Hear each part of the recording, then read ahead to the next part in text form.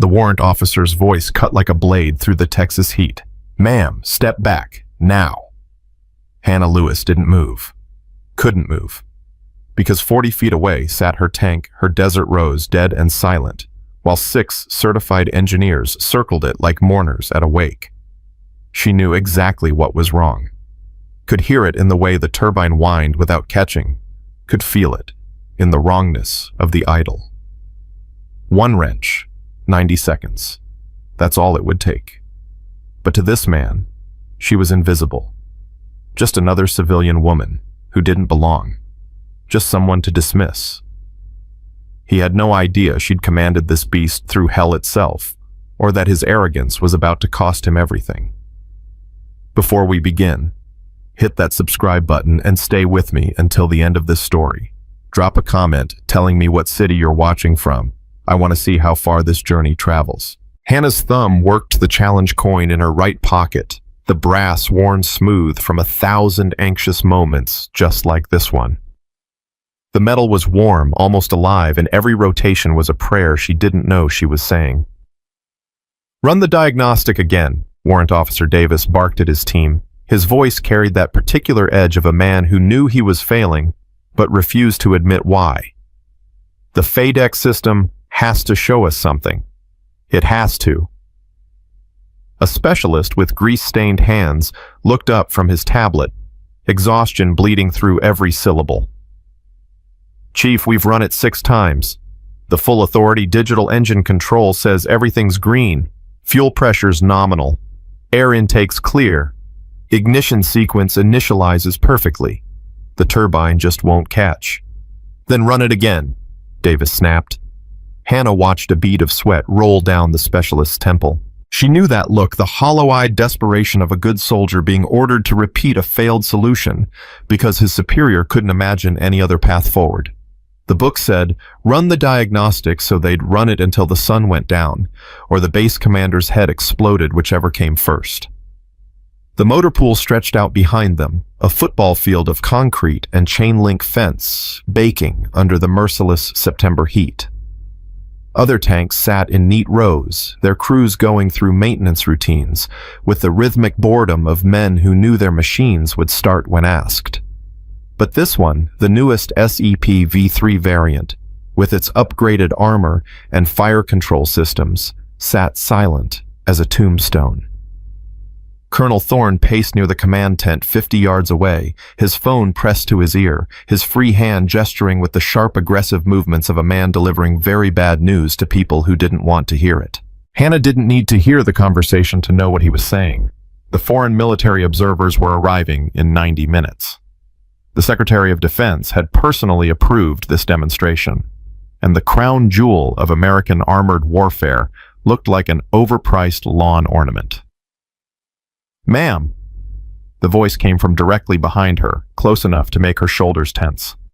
"Ma'am, I need you to move behind the safety line." Hannah turned slowly. Davis stood there, his jaw set, his eyes broadcasting pure dismissal. He was young, maybe 32, 33, with the kind of sharp-featured face that looked like it had been assembled from straight lines and right angles. His name tape was perfectly aligned. His boots were mirror-bright despite the dust. Everything about him screamed by-the-book competence. "I'm fine here, Chief," she said quietly. "The safety line is clearly marked." He pointed to a strip of yellow paint 20 feet behind them. "Contractor personnel are not authorized in the immediate work area during technical recovery operations." "I'm not in anyone's way." His eyes narrowed. "Ma'am, I'm not going to ask again." The challenge coin rotated. Once. Twice. Hannah's gaze drifted past Davis to the tank itself. She'd know that hull anywhere, the specific pattern of welds on the glacis plate, the small dent on the left track guard from a poorly executed pivot turn in Balad, the faint discoloration on the turret where reactive armor tiles had been replaced after taking an RPG hit that should have killed everyone inside. "That's Desert Rose," she said softly. Davis blinked. "What?" "The tank. Her name is Desert Rose." "All tanks have nicknames, ma'am." His tone suggested she'd just stated that water was wet. "It's still U.S. government property, and you still need to step back." Hannah's fingers closed around the coin. The memory hit without warning, vivid as a slap, the inside of that turret at night lit by red combat lights. The radio crackling with target coordinates, while her loader chambered around with practiced efficiency. The gunner's voice in her headset, target acquired. Her own response calm as ordering coffee. Fire. The whole chassis rocking back from the recoil, and then the satisfying bloom of fire in her thermal sight as an enemy position ceased to exist. "Chief Davis," she said, her voice still level, "did you check the secondary air filter seals?" He stared at her like she'd started speaking Mandarin. "The what?" "Behind the acoustic baffling. The secondary seals on the auxiliary air intake." A muscle jumped in his jaw. "Ma'am, that's a depot-level maintenance item. It's not on the field troubleshooting checklist." "I know it's not on the checklist." "Then why would we check it?" His voice rose half an octave. "We follow procedure here. We don't go tearing into engine components based on hunches from the peanut gallery." One of the younger soldiers, a private first class who couldn't have been more than 21, glanced up from where he was crawling under the tank's belly. His eyes moved between Hannah and Davis with the cautious attention of someone watching a small fire decide whether to spread. Hannah kept her voice soft. "How long have you been running training exercises?" "That's not relevant to." 3 weeks. 4. Davis's face was starting to flush. "We completed a full combat readiness cycle, standard protocol. In fine particle dust." "This is Texas, ma'am. Dust is a fact of life." "That dust," Hannah continued still in that same quiet register that somehow cut through the motor pool noise, "is almost as fine as Iraqi sand. It gets past the primary gaskets if you don't rotate the filters every 72 hours instead of every week. The FADEC thinks it's getting enough air because the sensors are reading pressure differentials, but they're reading phantom data. The intake is choked, the engine's suffocating on false information." For 3 long seconds, Davis just stared at her. A radio squawked somewhere. A wrench clanged against concrete. The flag on the distant headquarters building snapped in a gust of hot wind. "Who are you?" he finally asked. "Someone who knows this tank." "You're a contractor." He said the word like it tasted bad. "Your badge says Simulation Center Access. You write computer programs." "Among other things." "You're telling me that my Team 5 certified armor support technicians with a combined 40 years of experience missed something? That our diagnostic systems, which cost more than your annual salary, are wrong? And you figured this out by what exactly? Vibes." The coin rotated. Hannah looked at him, really looked at him, and saw something that made her throat tighten. He wasn't stupid. He wasn't lazy. He was terrified. Terrified of failing. Terrified of looking incompetent in front of his commander, terrified of admitting that the books and computers and procedures he'd built his entire identity around couldn't solve this problem. She'd known soldiers like him before, good ones, smart ones, trapped in the prison of their own rigidity. "Chief," she said gently, "I'm not trying to undermine you." "Then step back behind the line and let us work." A new voice cut across the motor pool, sharp as a whip crack. "Davis." Master Sergeant Reyes came walking up his barrel chest, preceding him like the prow of a ship. He was older than everyone else here by at least a decade, with iron gray hair buzzed down to stubble and eyes that looked like they'd seen the Army try every stupid thing twice. He stopped next to Davis, arms crossed, and his gaze went straight to Hannah. For a long moment, he just studied her. His eyes traveled from her face to her hands, still in her pockets, still working that coin to her boots, which weren't contractor clean, but worn and practical, the kind soldiers wore when they actually worked. His expression shifted almost imperceptibly. Something like recognition flickered across his features. "Chief," Reyes said slowly, "who's this contractor master sergeant from the simulation center? She's been—" "I asked who she is, not what her badge says." Davis's mouth opened and closed. I don't know her name." Reyes turned to Hannah. "You served." It wasn't a question. Hannah met his eyes and saw instant understanding there, the kind that only comes from shared experience. "I did." "Where?" "Iraq, Afghanistan. Few other places that weren't on the news.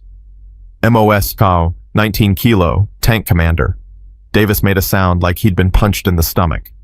The PFC under the tank had stopped moving, entirely frozen in place. Two other specialists had turned to stare. Reyes nodded slowly. How long? 15 years, active. And now you're here fixing simulators. The way he said it made clear what he thought of that particular career trajectory. Hannah shrugged. Pays the bills. Master Sergeant, Davis interjected, his voice tight. With all due respect, her background doesn't change the situation. We have protocol. We have procedures. We can't just what? Reyes's voice dropped into a register that made junior enlisted personnel instinctively stand straighter. Can't listen when someone with actual experience offers input. Can't consider that maybe, just maybe, the computer doesn't know everything. The diagnostic system has been wrong before. Reyes turned back to Hannah. You said something about secondary filters. She pulled one hand from her pocket, not the one holding the coin, and pointed at the tank's engine housing. The seals behind the acoustic baffling. If they've been running in dust like they have been, and if they haven't been rotating filters on an accelerated schedule, those seals are probably compromised. The sensors will read normal airflow because they're measuring differential pressure at the primary intake, but the actual volume of clean air reaching the turbine is insufficient for ignition sustainability. Davis's face had gone from red to an unhealthy gray. That's not in the troubleshooting sequence. I know. How do you know this is the problem? The coin was warm in her palm now, almost hot. Hannah closed her eyes for half a second and let the memory take her that same engine bay late at night in Faux B. Hammer Sergeant Casey's voice in her ear as he guided her hands through a similar repair. The AGT 1500 is a temperamental bitch, ma'am. She'll lie to you through every sensor she's got. You want to know what's really wrong, you gotta listen with your hands. She opened her eyes. Because I've fixed this exact problem 7 times. The motor pool had gone very quiet. Even the ambient noise seemed to have dropped away, leaving only the hum of distant generators and the whisper of wind across concrete. Davis looked like a man watching his religion collapse in real time. 7 times. In combat, Hannah added, where if you don't fix it, people die. Reyes's expression had shifted from respect to something approaching awe. What unit? Crazy Horse Company. 3rd Armored Cavalry Regiment. The PFC under the tank actually gasped. It was a small sound quickly stifled, but it carried. Reyes went very still. Even Davis, for all his resistance, seemed to recognize those words meant something important. You're Captain Lewis, Reyes said quietly. Hannah winced. Just Hannah now. I'm not an officer anymore. Jesus Christ, one of the specialists whispered. Davis looked between Reyes and Hannah, confusion and horror warring on his face. What am I missing? What's Crazy Horse Company? Reyes didn't take his eyes off Hannah. Crazy Horse Company holds the regimental record for operational readiness during sustained combat operations. 540 consecutive days without a single vehicle deadlined for maintenance. During the surge, in Anbar province. He paused. And this woman was their commander. The world tilted slightly. Hannah felt it tilt. She'd spent 5 years trying to be invisible, trying to be just another contractor, just another civilian who used to wear the uniform. And now, in the space of 30 seconds, that invisibility had been stripped away like paint under a sandblaster. There's more, Reyes continued, and his voice had taken on the quality of a man reciting scripture. Second Battle of Ramadi. Her tank took an IED hit that knocked out the main gun's traverse mechanism. She jury-rigged the actuator using a radio battery and commo wire while her position was under sustained enemy fire. Kept her crew fighting.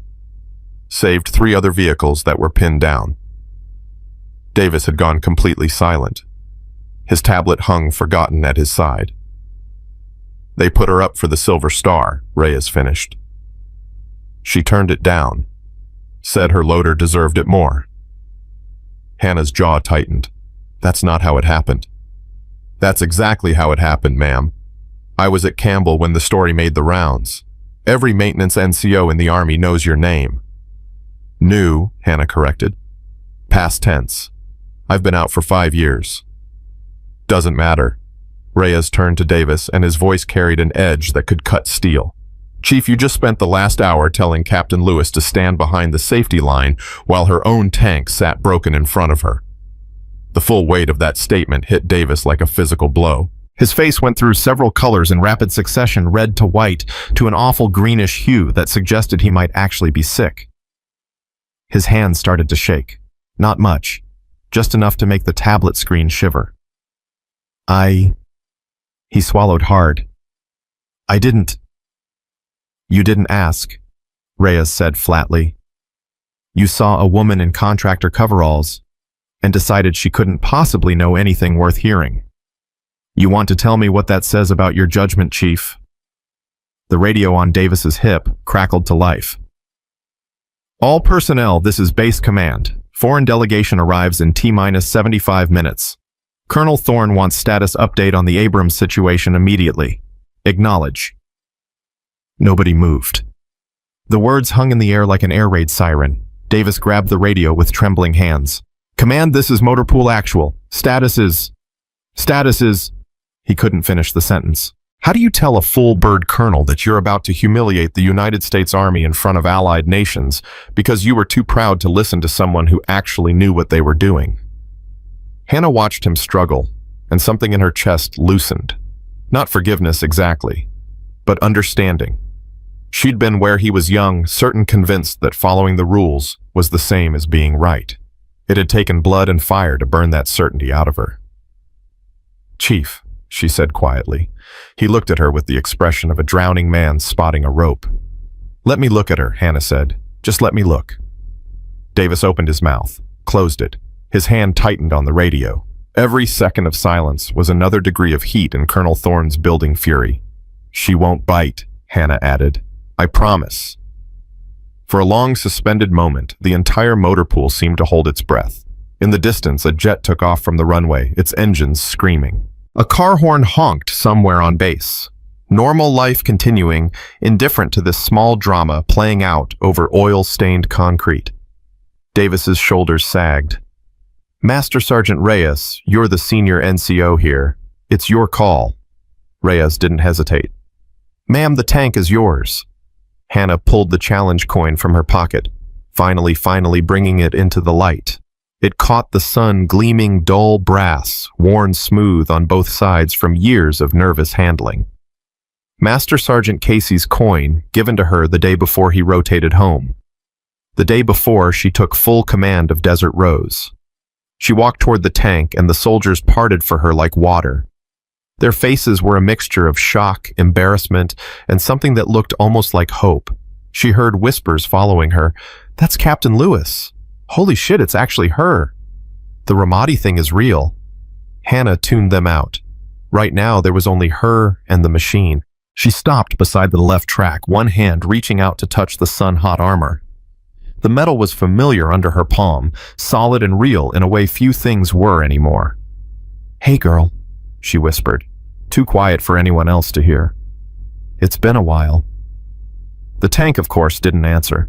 50 tons of steel and composite armor don't have feelings, don't remember their crews, don't care who touches them, or who commands them, or who bleeds trying to keep them running. But Hannah could swear, could absolutely swear, that the metal under her hand felt warm in a way that had nothing to do with the Texas sun.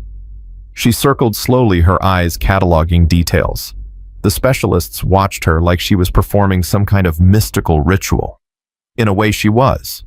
This was the liturgy of armor, the sacred rite of diagnosis that no computer could replicate. You had to see with your hands, listen with your gut. Trust the machine to tell you the truth, even when it was lying to everyone else. She stopped at the engine bay, ran her fingers along the housing seam, felt the faint vibration of heat radiating from components that had been turned over again and again without ever catching fire. Private, she called to the young PFC. Ma'am. He scrambled to attention so fast he nearly hit his head on the tank's undercarriage. I need a 14mm wrench and a rubber mallet. Nothing else. His eyes went wide. That's it. That's it. He ran toward the tool chest like his boots were on fire. Davis watched him go, then turned to Hannah with an expression of pure bewilderment. You're going to fix a $40 million turbine engine with a wrench and a mallet. Hannah pulled herself up onto the tank's rear deck. Her muscles remembered the movement even after 5 years. She found the handholds without looking settled into position like she'd never left. I'm going to convince her to tell me what's actually wrong. The tools are just for translation. Well, that doesn't make any sense. It doesn't have to make sense, Chief. It just has to work. The PFC came sprinting back with the tools. Hannah took them, their weight familiar and right in her hands. She leaned into the engine bay, and the smell hit her oil and metal, and that particular sharp scent of sophisticated machinery being pushed to its limits. It was like coming home. Her hands moved without conscious thought, guided by muscle memory and hundreds of hours spent in this exact position. She found the secondary intake housing the panel that the diagnostic system didn't monitor because it was supposed to be simple foolproof. She felt the bolts holding it in place. And they're so subtle she would have missed it if she wasn't specifically looking. She felt the vibration. Wrong. Just slightly wrong. The kind of wrong that whispers rather than screams, that hides in the space between normal and broken. Got you, she whispered. She positioned the wrench and began to loosen the bolts, not removing them, just creating a gap. Just enough space for whatever was choking the airflow to reveal itself. Ma'am, if you break something, Davis started. I won't break anything, but if you do, then you can add it to the list of things I've already broken. Her voice was harder now, carrying the edge of command that 5 years of civilian life hadn't fully erased. Chief, with respect, I need you to stop talking so I can listen. He shut up. Hannah loosened the final bolt. Then she took the rubber mallet and delivered 3 precise measured taps to the housing. Not hard, not violent, just firm enough to dislodge whatever was interfering with the sensor readings. The sound echoed weirdly in the engine bay. Hollow. Wrong. She tightened the bolts back up, wiped her hands on her coveralls, climbed down from the tank with the same easy grace she'd climbed up. When she reached the ground, she found every single person in the motor pool staring at her. Try it now, she said.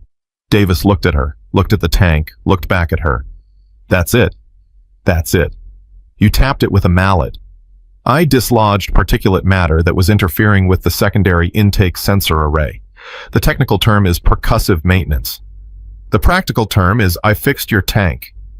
Reyes made a sound that might have been a laugh or a cough. Chief, fire her up. Davis moved like a man in a dream. He climbed into the driver's position, his movements mechanical and stunned. Hannah heard him going through the startup sequence, heard the familiar whine of the turbine beginning its spin-up cycle. Please, she thought. Please work. Not for me, not for him. Just work, because that's what you're supposed to do. The turbine wound higher, higher. The whole tank began to vibrate with building energy. And then, with a deep, satisfying roar that Hannah felt in her bones, the AGT 1500 engine caught fire and settled into its characteristic howl. Black smoke belched from the exhaust. The Abrams trembled like a predator waking from sleep. The motor pool erupted. Soldiers cheered. Someone whistled. The PFC actually jumped into the air with both fists raised. Even Reyes allowed himself a small, tight smile. Only Davis remained silent. He climbed out of the driver's position, moving like a man who'd aged 10 years in 10 minutes. When he reached the ground, he looked at Hannah with an expression she couldn't quite read. Shame, gratitude, horror at his own blindness. How? He asked. How did you know? Hannah tucked the challenge coin back into her pocket. Because someone taught me how to listen. The sound of boots on concrete made everyone turn. Colonel Thorne was striding across the motor pool, his phone forgotten, his expression thunderstruck. Behind him came 2 more figures, both wearing stars on their collars. General officers. Hannah's stomach dropped. This was about to get much worse before it got better. Thorne stopped 10 feet away. His eyes went from the idling tank to Hannah to Davis and back to Hannah. When he spoke, his voice was very quiet and very, very controlled. Someone want to tell me what the hell just happened here? Davis snapped to attention so hard, Hannah heard his spine crack. Sir, the tank is operational. We identified and resolved the issue with the secondary intake system. We, Thorne's gaze fixed on him like a laser sight. Chief Davis, I've been watching from the command tent for the last 20 minutes. Your team was standing around looking lost until this woman showed up. So let me ask again what happened. Davis's face was the color of old paper. His mouth opened. Nothing came out. Reyes stepped forward. Sir, if I may. The contractor identified the problem and implemented the solution. She has prior experience with the AGT 1500 engine system. Prior experience, Thorne repeated. His eyes moved to Hannah. Really looked at her for the first time, and something in his expression shifted the same recognition that had transformed Reyes's face. Wait, you're... He didn't finish the sentence. He came to attention. His right hand snapped up in a crisp salute directed at Hannah. Every soldier in the motor pool froze. Hannah's heart hammered against her ribs. Slowly, mechanically, she returned the salute. Old habits died hard, even when you had no right to them anymore. Thorne dropped his salute, but didn't relax his posture. Captain Hannah Lewis, Crazy Horse Company, 3rd ACR. Just Hannah now, sir. I'm retired. The hell you are. Thorne turned to address the entire assembled group, his voice rising to a command pitch. Soldiers, you are standing in the presence of one of the finest armor officers this army has ever produced. This woman commanded an entire company of M1 tanks for 2 years in sustained combat operations. She never not once had a vehicle deadlined for more than 72 hours. He turned back to Hannah, and his voice dropped but lost none of its intensity. During the Second Battle of Ramadi, her tank took an IED strike that should have knocked it out of the fight. Instead, she improvised a repair under fire and kept her crew in the battle. She saved American lives that day. Multiple American lives. The general officers had caught up now. The younger one, a 1-star with an infantry tab, was staring at Hannah like she'd grown a second head. The older one, wearing 2 stars and the insignia of the armor branch, had gone very still. Captain Lewis, the 2-star said quietly. We've met before. Fort Benning. You gave a presentation on maintenance under combat conditions. Hannah's memory dredged up the event 6 years ago, a dreary conference room speaking to a room of senior officers who'd spent the entire hour checking their phones. Yes, sir. I remember. You told us the Army relied too much on diagnostic computers and not enough on operator intuition. I believe my exact words at the time were... He paused, and something that might have been shame crossed his face. That's an interesting perspective, but we have to trust our systems. Yes, sir. I was wrong. He looked at the idling tank, then at the cluster of embarrassed technicians. I was very wrong. Thorne wasn't done. He turned his attention to Davis, and the temperature seemed to drop 10 degrees. Chief Warrant Officer Davis, you had the most qualified person on this entire post standing right in front of you. She offered you the solution, and you dismissed her. You want to explain that decision to me? Davis looked like he wished the earth would open up and swallow him whole. Sir, I didn't know. She's a contractor. I thought, you didn't think... Thorne cut him off. You looked at a woman in coveralls and decided she couldn't possibly know what she was talking about. You chose the comfortable lie of your diagnostic computer over the uncomfortable truth standing right in front of you. Sir, you're relieved, Chief. Master Sergeant Reyes, you're now in charge of this recovery operation, which apparently is already complete. Thorne took a breath, visibly forcing himself to calm. Chief Davis, report to my office at 1600 hours. We're going to have a very long conversation about judgment, humility, and how pride can compromise a mission. Davis saluted. His hand was shaking. Yes, sir. As he walked away, his shoulders hunched against the weight of his public humiliation, Hannah felt something twist in her chest. She'd seen this happen before, good soldiers destroyed not by incompetence, but by the rigid certainty that they were right, by the inability to imagine that expertise might come in an unexpected package. Colonel, she said quietly. Thorne turned to her. Ma'am, he's a good tech. He knows his systems. He just needs to learn that the systems don't know everything. That's generous of you, Captain. It's Hannah, and it's not generous. It's just true. She glanced at the tank still idling faithfully. Everyone wants to trust the computer because the computer is safe. It gives you clear answers, yes or no, green or red. But machines lie, sir. They lie all the time, and if you can't recognize when they're lying, people die. The two-star general stepped closer. Ms. Lewis, how would you like a job? Hannah blinked. Sir, the Army needs people like you. Officers and NCOs who understand that technology is a tool, not a replacement for experience. Who can teach the next generation that the human element still matters? I'm retired, sir. You're 52 years old and clearly still sharp as a tack. The Army has positions for civilian technical advisors. You could write your own ticket. Something in Hannah's chest pulled tight. For a moment, just a moment, she let herself imagine it. Going back, teaching, passing on everything Casey had taught her, everything she'd learned in Blood and Fire. But then she remembered why she'd left. Remembered the board of inquiry, the carefully worded questions, the way senior officers had made it clear that a woman who'd spent 15 years proving herself would never be quite trusted, would always be an anomaly, an exception, a curiosity. Thank you, sir, she said carefully. But I'm happy where I am. The general looked disappointed but nodded. The offer stands, if you change your mind. Thorne's radio crackled. Colonel, the delegation is arriving at the main gate. ETA to the demonstration area is 30 minutes. Copy that. He turned to the motor pool. All right, people, we have a show to run. Master Sergeant Reyes, get that tank moved to the firing line. Captain, Ms. Lewis. I know I have no authority to ask this of you anymore, but would you stay, at least for the demonstration?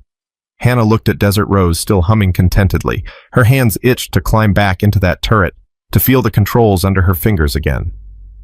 To remember what it felt like when the world made sense. I'll stay, she said. The next 30 minutes blurred past in organized chaos. The tank was moved. Systems were checked and double-checked. The foreign delegation arrived, severe-looking men in crisp uniforms with flags Hannah didn't immediately recognize. They gathered in the observation area while Thorne gave them the prepared speech about American armored superiority. Hannah stood off to the side, trying to be invisible again. But soldiers kept approaching her. A staff sergeant who'd served at Fort Hood when she'd given a training seminar. A lieutenant who'd written a paper on her company's maintenance records at the armor officer course. Young enlisted kids who'd heard the stories and wanted to know if they were true. She answered their questions patiently, feeling like a museum exhibit. The dinosaur. The woman who came before. The exception that proved the rule. Then Reyes appeared at her elbow. Ma'am, Colonel wants to know if you'd be willing to be in the tank for the demonstration. Hannah's heart stopped. What? Just riding in the turret, the crew commander position. The regular TC is fine with it, hell, he'd consider it an honor. Thorne thinks the foreign observers would appreciate seeing the tank operated by someone with actual combat experience. Reyes, I've been out for 5 years. How long have you been breathing? That's different. Is it? His eyes were kind but unyielding. Ma'am, with respect, you put your hands on that tank and she came alive. Don't tell me that's something you forget. The challenge coin was heavy in her pocket. Hannah thought about Casey, about what he'd say if he were here. Probably something profane and wise at the same time. Something about how you never really stop being what you are, you just pretend for a while. Okay, she heard herself say. Okay, I'll do it. Climbing into Desert Rose's turret felt like stepping through a portal in time. Everything was exactly where it should be. The controls, the displays, the worn patches on the seat where her body had pressed against the fabric for thousands of hours. The crew was young but professional. They introduced themselves with the shy deference people use around legends. Don't treat me like a ghost, Hannah told them. I'm just along for the ride. But when the tank rolled out onto the range, when the engine's roar surrounded her and the familiar vibration shook through her bones, Hannah felt something inside her unlock. A part of herself she'd locked away 5 years ago, convinced it had to stay buried. The demonstration went perfectly. The foreign observers were suitably impressed. Thorne's speech about American military excellence landed with the weight of actual proof rather than empty boasting. And Hannah, for 20 perfect minutes, got to come home. When it was over, when the tank rolled back to the motor pool and shut down, Hannah climbed out slowly. Her legs were shaking. Her eyes were wet, though she'd be damned if she'd let anyone see her cry. Chief Davis was waiting by the tool cage. He looked smaller somehow, younger. He approached cautiously, like a man approaching a dangerous animal. "Ma'am," he started, then stopped, started again. "Captain Lewis, I need to apologize." "You don't need to do anything, Chief." "Yes, I do." His voice was raw. "What I did was inexcusable. I saw a civilian, a woman, someone outside my chain of command, and I decided she didn't matter. I decided my computer knew better than your experience. I was wrong. And I failed my mission because I was wrong." Hannah studied him, saw genuine remorse there, real understanding. The hardest lessons were the ones that hurt. "Chief," she said quietly, "let me tell you something my platoon sergeant told me when I was a second lieutenant who thought she knew everything. He said, 'Ma'am, the Army doesn't care what you think you know. It cares what you can learn. Stay humble or die stupid.'" Davis managed a weak smile. "Did you listen to him?" "Eventually, after I screwed up enough times." She held out her hand. "You're a good tech, Davis. You know your systems. Just remember that the systems don't know everything, and neither do you. Neither does anyone." He shook her hand, his grip firm despite the tremor. "Thank you, ma'am, for fixing the tank, for not letting me fail completely." "I didn't fix the tank for you, Chief. I fixed her for her." Hannah glanced back at Desert Rose one more time. She deserved to roar. As she walked away from the motor pool, the sun was beginning to set, painting the Texas sky in shades of orange and purple. Hannah's phone buzzed, probably the simulation center, wondering where she'd been for the last 6 hours. She'd deal with that later. Right now, she just walked. The challenge coin warm in her pocket. The ghost of Turbine Roar still singing in her bones. And for the first time in 5 years, Hannah Lewis felt like maybe, just maybe, she hadn't left everything important behind after all. Some parts of you don't retire. They just wait. Hannah made it halfway across the parking lot before her phone rang. Not the work phone, the other one. The number she'd kept active for 5 years, even though it almost never rang anymore. The number only certain people had. She stopped walking. Her thumb hovered over the screen for 3 rings before she answered. "Lewis." "Hannah." The voice was familiar, rough as gravel, warm as summer asphalt. "It's been a long time." Her hand tightened on the phone. "Colonel Thorne, we just spoke 20 minutes ago." "Not that call. This is different." His tone had shifted from official to something more personal, more careful. "I need to ask you something, and I need you to hear me out before you say no." Hannah's stomach dropped. Nothing good ever started with those words. "I'm listening." "The demonstration went well. Too well. The foreign delegation wasn't just impressed, they were shocked. Word got back to the Pentagon within an hour. Now I've got a 3-star general asking questions." "Questions about what?" "About you." Thorne paused and Hannah heard him take a breath. "Hannah, they want to know why someone with your expertise is fixing simulators instead of training the next generation of armor officers. They want to know if the Army made a mistake letting you go." The coin was in her hand before she realized she'd pulled it out. Rotation, friction, calm. "The Army didn't let me go, sir. I left." "I know. I read your file. All of it." His voice softened. "I know what happened in Kandahar. I know why you put in your papers." Hannah's vision tunneled. The parking lot disappeared, replaced by a different landscape, mountains sharp as broken glass against a pale sky, the smell of burning fuel and voices screaming through her headset. Commands she'd given, decisions she'd made, her loader's face in the moment before the secondary explosion hit. "Then you know I can't go back," she said quietly. "I know you think you can't. There's a difference." Thorne didn't wait for her to respond. "Listen, I'm not calling to pressure you. But there's something else. The incident today, Davis dismissing you, the maintenance team, ignoring your input, it's not isolated. We're seeing it across the force. Good soldiers, smart soldiers trained to trust their computers more than their instincts, more than experience. That's not my problem to solve anymore. Isn't it?" His voice sharpened. "Hannah, you spent 15 years proving that women could command armor. You set records that still stand. You saved lives. And now the Army is graduating officers who've never seen someone like you, who think expertise looks one way, acts one way, sounds one way. Hannah closed her eyes. What do you want from me? Teach. Not officially. Not full-time. Just come to Fort Moore once a month. Talk to the armor officer basic course students. Tell them what you told me today, that machines lie, that instinct matters, that real expertise doesn't always come in the package you expect. They won't listen to me. I'm a civilian. They'll listen if I make them. And after today, after the story spreads, and it will spread, Hannah, these things always do. They'll want to listen. You're not just another veteran anymore. You're the woman who fixed the tank nobody else could fix. Hannah wanted to say no. Wanted to hang up, get in her car, drive home to her quiet apartment where nobody asked her to be anything other than the person she'd carefully constructed over 5 years of deliberate anonymity. But something in her chest, that thing that had unlocked when she climbed into Desert Rose, wouldn't let her speak. I'll think about it, she finally said. That's all I'm asking. For now. Thorne hesitated. Hannah, one more thing. Chief Davis requested to speak with you, privately. Not an official meeting, he just wants to apologize properly, without an audience. He already apologized. I know, but he's taking this hard, really hard. He's a good kid and he knows he screwed up. If you're willing, it might help him process what happened.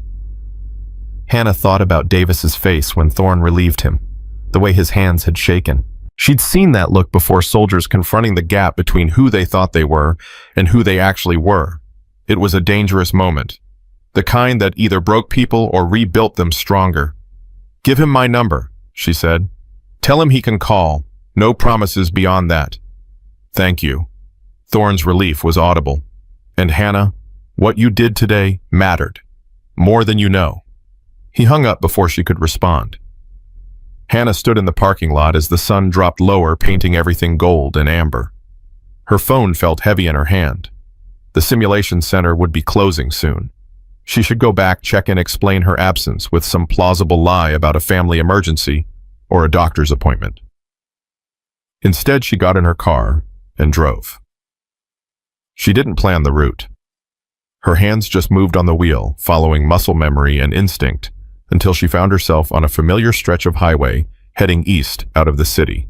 The landscape changed gradually. Urban sprawl, giving way to scrubland, then to the kind of empty country that Texas did better than anywhere else. Big sky, bigger silence.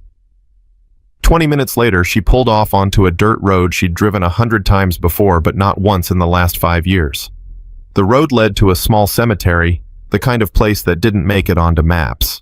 Just a scatter of headstones under a few struggling oak trees surrounded by chain-link fence that was more rust than metal. Hannah parked and sat for a long moment, hands on the wheel, staring through the windshield at nothing and everything. You're being stupid, she said aloud to the empty car. This doesn't help anything. But she got out anyway. The cemetery gate wasn't locked. It never was. She walked between the headstones, reading names she'd memorized years ago. Local families, veterans from wars that stretched back to World War II. A surprising number of children's graves, their dates clustered in the 1950s, when medicine couldn't save everyone. She found the one she was looking for near the back under the largest oak. The headstone was simple granite, weathered but clean.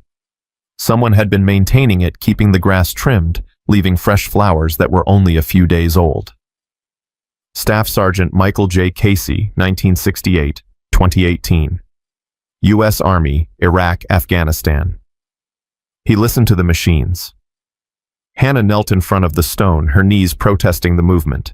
She pulled out the challenge coin and set it on top of the headstone where it caught the last rays of sunlight. Hey, Casey, she said quietly. I screwed up today. Or maybe I did something right, I can't tell anymore. The wind rustled through the oak leaves. A crow called from somewhere distant. I fixed a tank. Your tank, actually. Desert Rose. She was choking on bad air intake, just like that time in Ballad. Davis, that's the new generation, the computer kids you always warned me about. He couldn't figure it out. So I showed him. And now everybody knows who I am again. She picked up the coin, held it up to the fading light. I thought I was done with all this. I thought I could just fade away, work my simulator job, pay my bills, stop being Captain Lewis and just be Hannah, regular person Hannah. But then I heard that turbine not catching and it was like you were standing right there telling me to listen. So I did. The coin rotated between her fingers. Once, twice, 3 times. Thorne wants me to teach, to go back to Moore and talk to the new officers. Tell them war stories. Explain that their fancy computers don't know shit. She laughed, but it came out hollow. I can't do that, Casey. I can't stand in front of a classroom and pretend that everything I taught my soldiers was right. Not after Kandahar. Not after I got Danny killed. Her voice cracked on the name. She hadn't said it aloud in 3 years. The wind picked up, carrying the smell of dust and dried grass.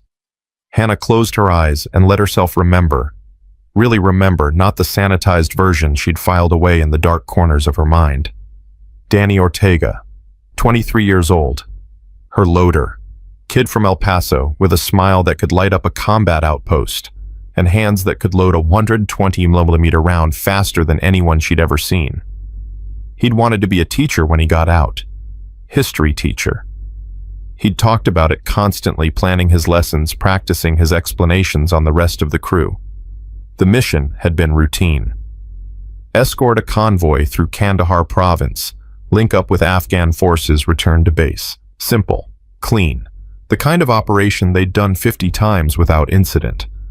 But Hannah's instinct had been screaming.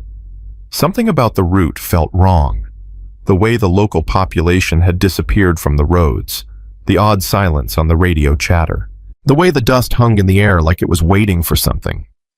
She'd voiced her concerns to the mission commander, a captain younger than her, less experienced but male, and therefore somehow more trustworthy in the eyes of the colonel running the operation. He'd dismissed her, told her she was being paranoid, said the route was cleared, the intelligence was solid, the mission was green-lit from higher up. She could have refused, could have pulled her tank off the convoy, could have made a scene. But she'd been tired. Tired of fighting. Tired of being the woman who always questioned orders, who always saw problems nobody else saw, who always had to be twice as good to be considered half as competent. So she'd followed orders.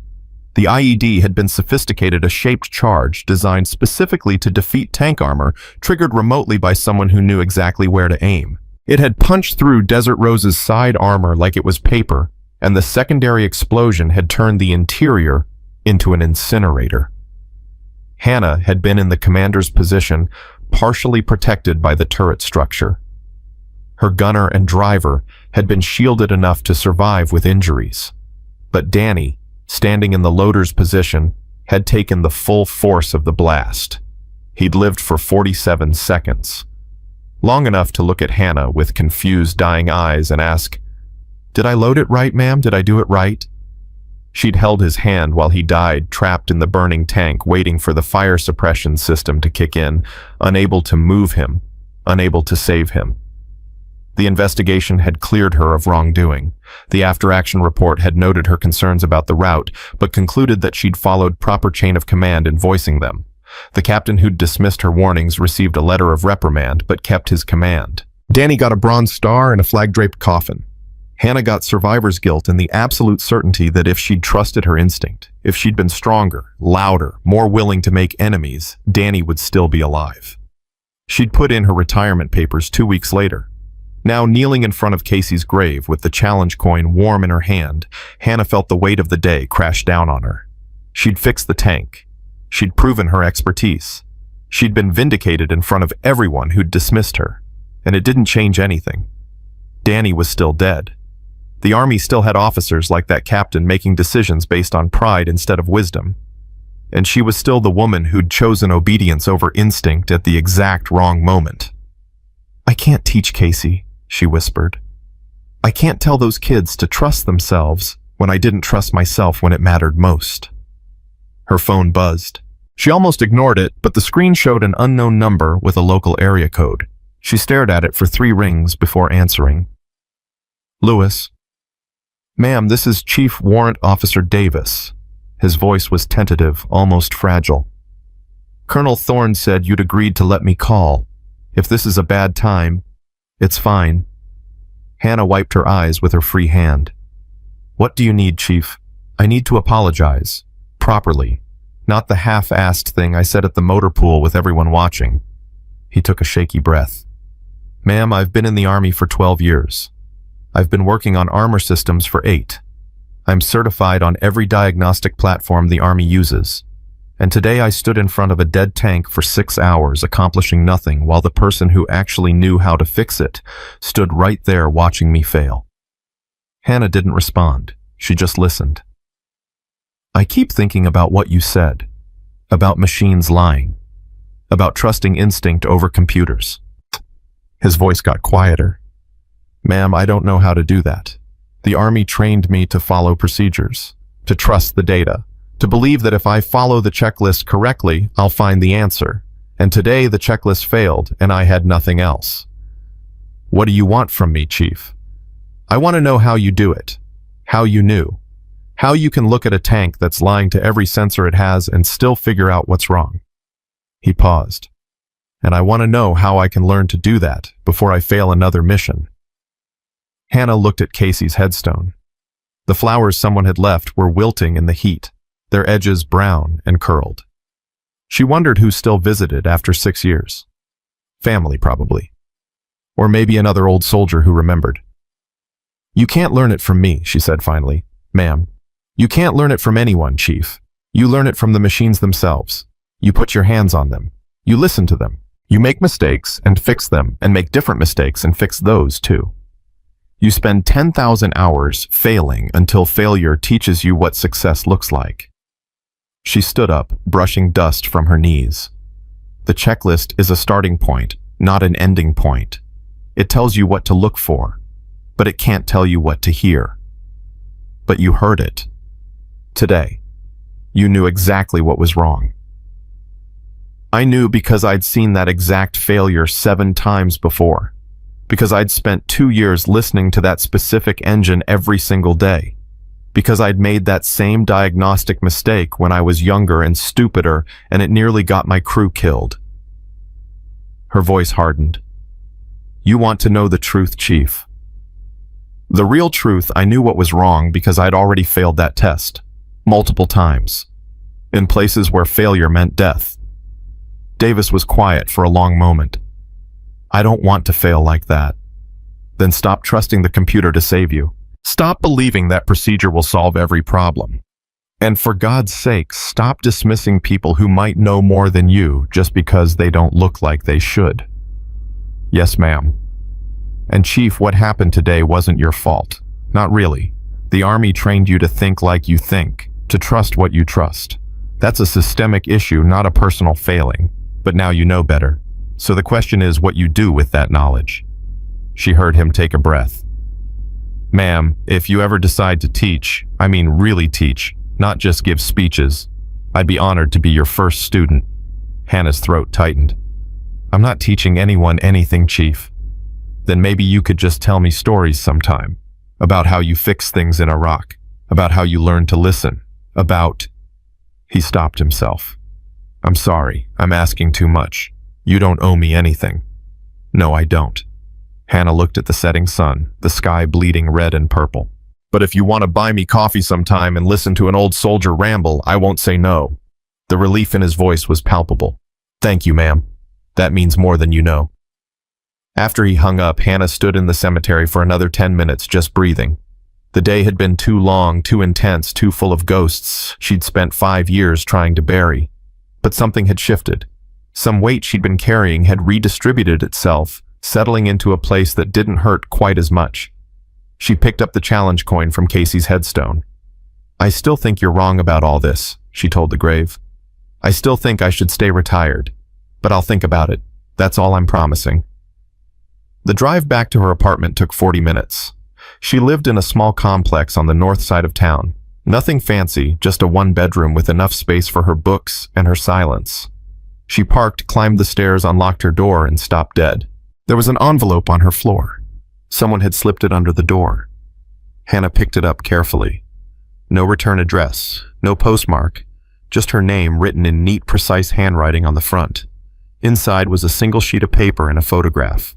The photograph showed a group of soldiers standing in front of desert rows.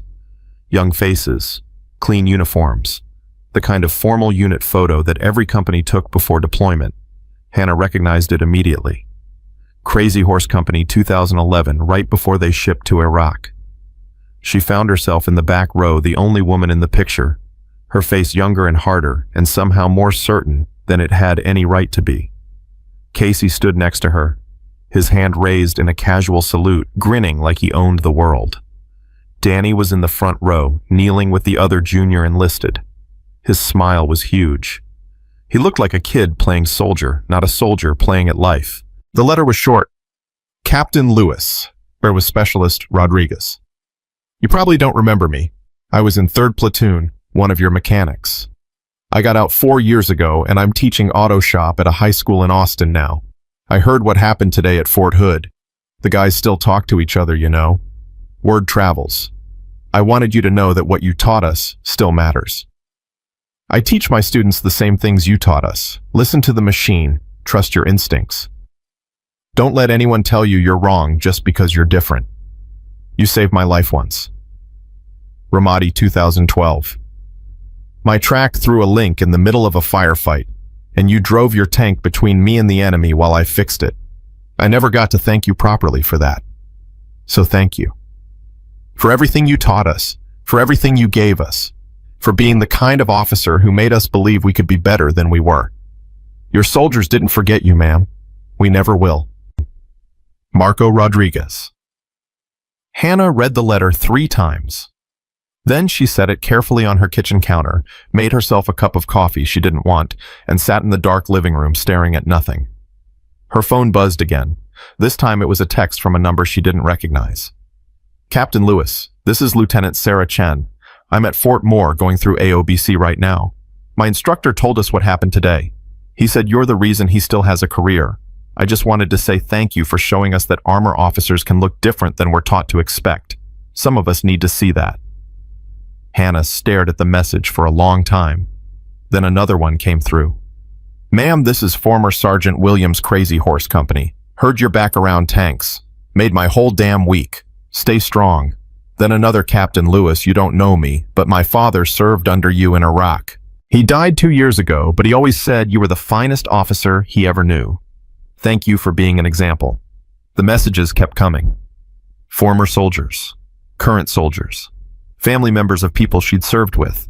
Every single one of them saying the same thing in different words. You mattered. You still matter. We remember. By the time the sun fully set, Hannah had received 17 messages.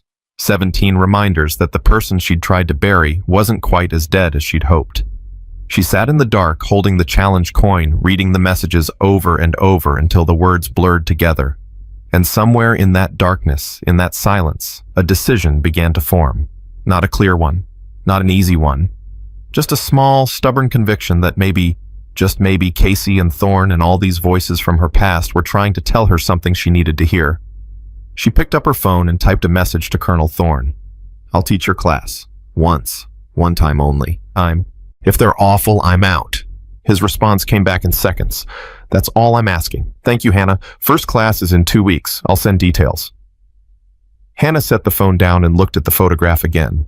At Casey's grin, at Danny's smile, at her own younger face, so sure of itself, so convinced that being right was the same as being strong. I still don't know if this is a good idea, she said to the empty room. But for the first time in 5 years, she felt like maybe she was willing to find out. The next morning came too early and too bright. Hannah woke up at 0500 out of habit, even though she had nowhere to be. She lay in bed staring at the ceiling, her mind already racing through everything that had happened yesterday, everything that was going to happen in 2 weeks, everything that could go wrong. She made coffee, checked her email, found 47 messages waiting, including 3 from reporters who'd somehow gotten her contact information and wanted to tell her story. She deleted those without reading past the subject lines.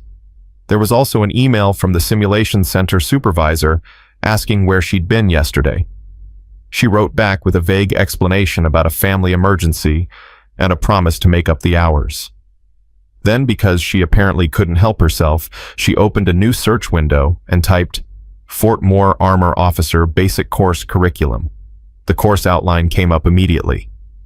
22 weeks of training covering everything from basic gunnery to maintenance procedures to tactical doctrine. She scanned through the syllabus, noting the sections on leadership ethics, combat operations. What she didn't see anywhere was a class on trusting yourself when the computer says you're wrong. Her phone rang. Unknown number. She almost didn't answer, but something made her pick up anyway. Lewis. Captain Lewis. The voice was young, female, uncertain. My name is Second Lieutenant Jessica Hawkins. I'm currently at Fort Moore in the Armor Basic course. Colonel Thorne told our class yesterday that you'd be coming to speak to us. Hannah's stomach dropped. Word travels fast. Ma'am, I hope this isn't inappropriate, but I wanted to call before you came, to ask. The lieutenant stopped collecting her thoughts. Ma'am, I'm one of 3 women in a class of 47 officers, and every single day, someone finds a way to remind me that I don't belong. That women can't handle armor, that I'm here because of quotas, not qualifications. Lieutenant, please, ma'am, let me finish. Yesterday, my instructor told us about what you did, how you fixed a tank that nobody else could fix, how you commanded a company with a perfect maintenance record, how you saved your crew under fire. Her voice got stronger, and then he said something I'll never forget. He said, some of you in this room have been treating Lieutenant Hawkins like she's less capable because she's a woman. I want you to understand that Captain Lewis would run circles around every single one of you, and she'd do it in her sleep. Hannah's eyes stung. She couldn't speak.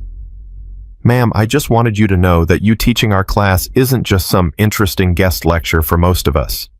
For people like me, it's proof that we're not crazy, that we can do this, that someone like us already did. The lieutenant took a breath. So thank you for whatever you're going to tell us. We need to hear it. Hannah found her voice. Lieutenant, I'm not a hero. You're just a person who did an impossible job perfectly and made it look easy. That's exactly what we need to see. A pause. I'll let you go, ma'am. I just wanted you to know that this matters. To some of us, it matters more than you can imagine. She hung up before Hannah could respond. Hannah sat there holding the phone, staring at Casey's photograph still sitting on her counter, and felt something crack open in her chest. Not breaking, opening. Like a door she'd welded shut was finally reluctantly swinging free. Damn it, Casey, she whispered. You always did know how to back me into a corner. 2 weeks. She had 2 weeks to figure out what she was going to say to a room full of young officers who thought they knew everything and knew nothing at all. 2 weeks to decide if she was brave enough to stand in front of them and admit that being right wasn't always enough. That sometimes you failed anyway. That expertise and experience and instinct could all be perfect, and you could still lose someone you promised to bring home. 2 weeks to figure out if Hannah Lewis, not Captain Lewis, not the legend, not the woman in the stories, had anything worth teaching. Her phone buzzed one more time. A text from Master Sergeant Reyes. Ma'am, heard you're teaching at Moore. Make sure you tell them about the time you hotwired a radio using nothing but gum wrapper and pure spite. These kids need to know that being an officer is 10% knowledge and 90% refusing to accept that anything is impossible. Despite everything, Hannah smiled. Maybe she did have something to teach after all. The 2 weeks passed like water through a sieve too fast, and yet each day stretched endlessly. Hannah spent her evenings preparing notes she knew she'd never use, writing speeches she'd never deliver, trying to organize 15 years of experience into something coherent enough to teach. Everything she wrote sounded like a lie. On the morning she was supposed to drive to Fort Moore, she sat in her car for 20 minutes, keys in the ignition, unable to turn it on. Her phone showed 3 missed calls from Colonel Thorne. She'd promised him she'd be there by 0900. It was already 0730, and the drive was 2 hours. She was going to be late, or she wasn't going to show up at all. Her hands were shaking. The challenge coin sat on the passenger seat where she'd placed it the night before, a talisman, a reminder, an accusation. Casey's voice echoed in her memory. You can't help people if you're not willing to show them your scars, ma'am. Perfect officers don't teach anyone anything except how to lie better. Hannah picked up the coin, started the car, drove.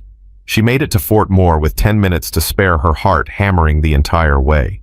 The main gate guard checked her ID 3 times, confused by her contractor credentials, but the appointment notation in his system that said guest instructor, armor school. Finally, he waved her through with directions to building 45-5D. The classroom was exactly what she expected. Institutional beige walls, fluorescent lights that hummed like angry wasps, rows of chairs filled with young officers in ACU uniforms trying to look more confident than they felt. Hannah counted 46 of them. 43 men, 3 women.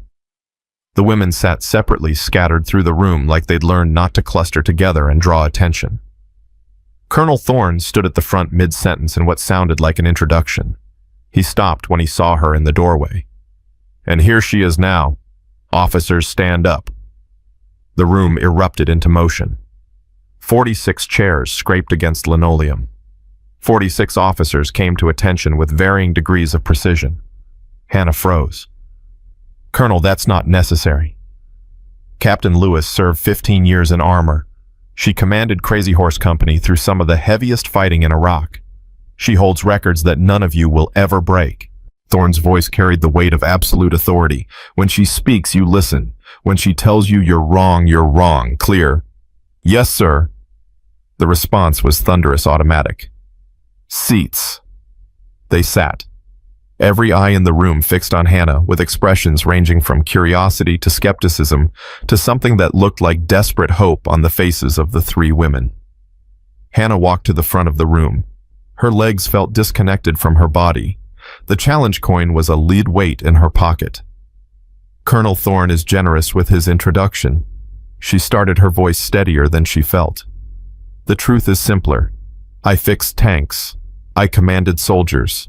I made a lot of mistakes and learned from most of them. A hand shot up in the 3rd row. A second lieutenant with a ranger tab and the kind of squared-away appearance that screamed West Point. Yes, Lieutenant. Ma'am, Colonel Thorne said you fixed the SEP-V3 at Fort Hood last week. That 6 trained technicians couldn't solve it, but you did it in 90 seconds with a wrench and a mallet. Is that true? Hannah felt 46 pairs of eyes boring into her. The time frame is exaggerated, but yes, I identified and resolved a maintenance issue. How? The question came from a different lieutenant, this one with an infantry tab and the lean, hungry look of someone who'd enlisted first and commissioned later. The report said the diagnostic systems showed green across the board. The diagnostic systems were reading phantom data from compromised sensors. But how did you know that? A third voice. A woman this time. Second Lieutenant Hawkins Hannah realized, recognizing the voice from the phone call. How did you know the sensors were lying? Hannah pulled out the challenge coin, held it up so they could all see it. Because a very smart NCO taught me that machines lie. Constantly. Professionally. They lie because they can't help it. They report what they're designed to report, not what's actually happening. That doesn't make sense, ma'am. The West Point lieutenant again, his tone respectful but challenging. The Army spends billions on diagnostic systems specifically so we don't have to guess. I'm not telling you to guess, Lieutenant. I'm telling you to verify, to trust but confirm.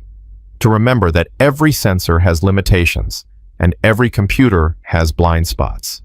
She started pacing the coin, rotating between her fingers. Let me ask you something.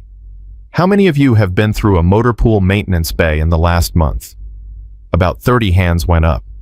And how many of you have personally put your hands on an engine not observed, not supervised, actually touched the machinery you're supposedly experts in operating? The hands dropped, one by one, until only 5 remained up. That's the problem, Hannah said quietly. You're being trained to manage systems, not understand machines. You're taught to read diagnostic outputs instead of listening to what the tank is actually telling you. The infantry tabbed lieutenant leaned forward. Ma'am, with respect, we don't have time in the training pipeline to become master mechanics. That's why we have maintenance teams. You're right. You don't have time to become mechanics, but you have time to become commanders who know enough to question the mechanics when they're wrong. who can recognize when the checklist has failed, and instinct needs to take over. She stopped pacing. The AGT 1500 turbine engine has 17,000 moving parts. The diagnostic system monitors maybe 3,000 of them. What happens to the other 14,000 when something goes wrong? Silence. They fail in the blind spots, Hannah continued. In the places the computer isn't looking. And if you're the kind of officer who trusts the green lights on a screen more than the sound of a choking engine, your tank dies. And maybe your crew with it. A hand went up in the back. A female lieutenant with the cautious expression of someone who'd learned to make herself small. Ma'am, when you were at Fort Hood, the maintenance team told you to leave. They said you didn't have authorization. Why didn't you just go? The room went very quiet. This was the question they all wanted answered, but hadn't dared to ask. Hannah met the lieutenant's eyes. Because I knew I was right. But they had authority. They had rank. They had the official diagnostic equipment. The lieutenant's voice was soft but insistent. How do you know when to push back and when to accept that maybe you're wrong? You don't. Hannah's voice cut through the room like a blade. You never know for certain. That's what makes it hard. That's what costs you sleep. You have to make a judgment call with incomplete information and live with the consequences. The West Point lieutenant raised his hand again. Ma'am, that sounds like a recipe for chaos. For every officer doing whatever they think is right, regardless of orders or procedure. It is. If the officers are bad. Hannah looked at him directly. But if they're good, if they're trained to think critically, to question appropriately, to trust their expertise while remaining humble enough to learn, then it's how you win wars. Because the enemy doesn't follow your procedures. Combat doesn't care about your checklist. But you can't just teach instinct, another voice called out. Either you have it or you don't. That's bullshit. The profanity hung in the air. Hannah didn't apologize for it. Instinct is pattern recognition built from experience. You develop it by failing, by fixing your failures, by paying attention to what went wrong and why. Every single person in this room can develop combat instinct, but only if you're willing to be wrong first. The infantry tabbed lieutenant stood up. Ma'am, you keep talking about being wrong, about making mistakes, but your record is perfect. 540 days without a deadlined vehicle. That's not making mistakes, that's being better than everyone else. Hannah's chest tightened. The coin was slick with sweat in her palm. This was the moment, the choice. She could maintain the legend, keep the armor intact, let them believe that expertise was the same as infallibility, or she could tell them the truth. My record isn't perfect, Lieutenant. Sit down. He sat. Hannah turned to Colonel Thorne. Sir, permission to speak freely about classified operations. Thorne's expression was unreadable. Granted. This room is secure. Hannah turned back to the class. 46 faces. 46 officers who thought they were here to learn how to be legendary. She was about to teach them something else entirely. In 2018, I was commanding Crazy Horse Company in Kandahar province. We got orders for a convoy escort mission. Simple job. Routine. I'd done it 50 times. Her voice was steady, clinical. But something felt wrong. The route was too quiet. The local population had evacuated. The radio chatter was off. I told the mission commander a captain outranked me in the operation, even though I had more combat experience, that I thought we were walking into an ambush. The room was absolutely silent. He dismissed my concerns, told me I was being paranoid, said the intelligence was solid and the route was cleared, and Her voice caught. She forced it steady again. I followed his orders, because I was tired of fighting, tired of being the woman who always questioned everything, tired of being difficult. She pulled the challenge coin out of her pocket, held it up so they could all see it shaking in her hand. We rolled out. The IED hit my tank exactly where I knew it would. A shaped charge designed to penetrate side armor. It punched through like paper. Her voice was flat now, empty of emotion. My driver and gunner survived. I survived. My loader staff sergeant, Danny Ortega, 23 years old, died 47 seconds after the blast while I held his hand and couldn't do a damn thing to save him. Someone in the back row made a small sound, almost a gasp. The investigation cleared me, said I'd followed proper procedure. The captain got a letter of reprimand. Danny got a Bronze Star and a funeral. Hannah's hands were shaking so badly the coin almost fell. And I learned that being right doesn't mean shit if you're not brave enough to act on it. The silence was crushing.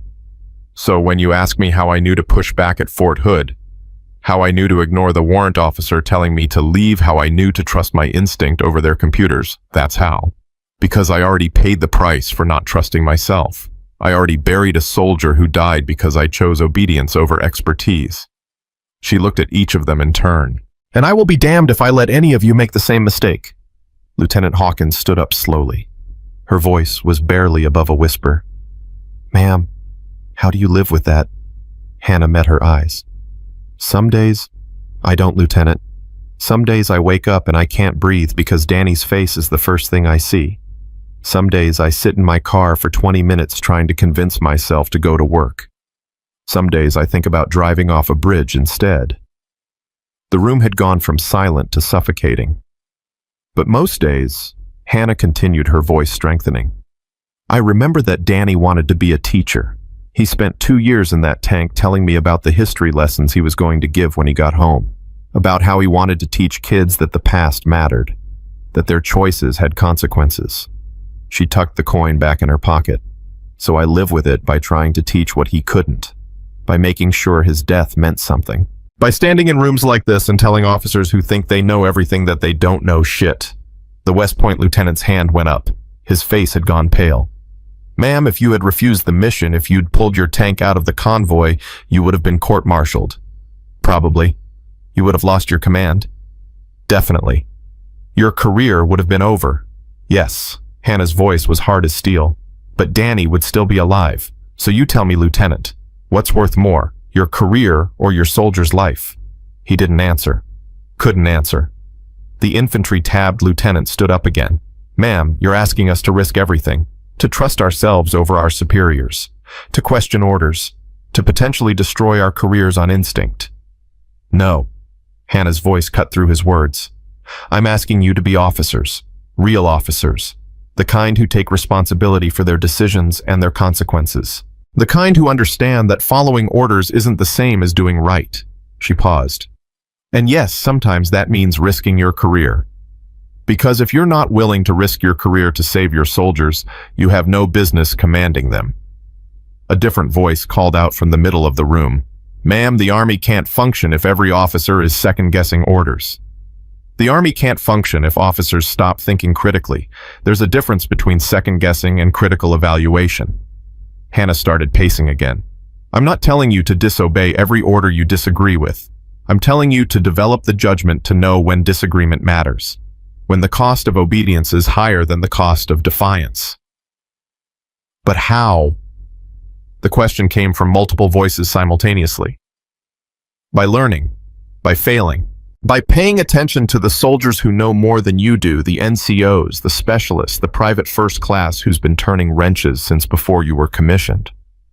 Hannah stopped pacing. And by remembering that expertise doesn't look one way, doesn't sound one way, doesn't wear the uniform you expect. Lieutenant Hawkins raised her hand. Ma'am, are you talking about gender? I'm talking about assumptions. Hannah looked at her directly. When Chief Davis saw me at Fort Hood, he saw a woman in contractor coveralls. He assumed I didn't know anything worth hearing. His assumptions almost cost him his career and definitely cost the Army an operational tank at a critical moment. What assumptions are you carrying around, Lieutenant? Hawkins' face flushed. Ma'am, It's not a criticism, it's a question. What assumptions do you make about who has valuable expertise? About who deserves to be listened to? About who can command armor? Hannah turned to address the whole room. Every single one of you has assumptions. Most of them are invisible to you. They're the water you swim in, so constant you don't notice them. But those assumptions will kill your soldiers if you don't learn to see them. The West Point lieutenant's hand went up again. Ma'am, with respect, the Army is trying to address these issues. We have diversity training. We have inclusion programs. We're getting better. Are you? Hannah's voice was sharp. Because last week, a certified maintenance team spent 6 hours failing to solve a problem, while the person with the solution stood right there being ignored. That's not a training issue, Lieutenant. That's a culture issue, and culture doesn't change because of a PowerPoint presentation. A male voice from the back, angry now. So what are we supposed to do? Assume every woman, every minority, every contractor knows more than trained personnel. No. Hannah's response was immediate. You're supposed to assess expertise based on demonstrated knowledge, not appearance. You're supposed to listen to what people say before you decide whether they're worth hearing. You're supposed to remember that the Army's strength isn't in everyone looking the same, it's in using every available resource regardless of where it comes from. The angry lieutenant stood up. Ma'am, that sounds great in theory, but in combat you need to make snap judgments. You need to trust your chain of command. You need to follow orders without hesitation.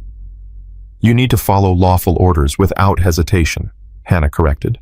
There's a difference. And if you can't see that difference, you're going to get people killed. She paused. Like I did.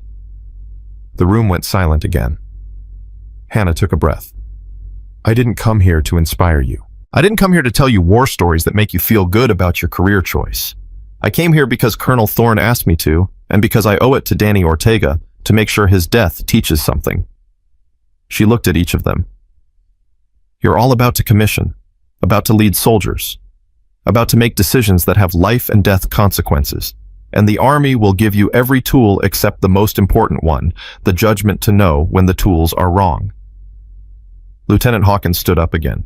Ma'am, how do we develop that judgment?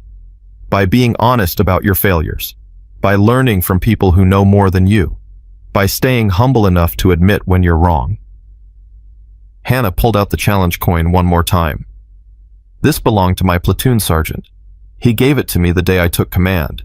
He told me, ma'am, the coin is a reminder. Every time you touch it, ask yourself, am I being the officer my soldiers need, or the officer I want to be? She held it up so they could all see. Those aren't always the same thing. The officer you want to be follows procedure, looks good in front of superiors, never makes waves.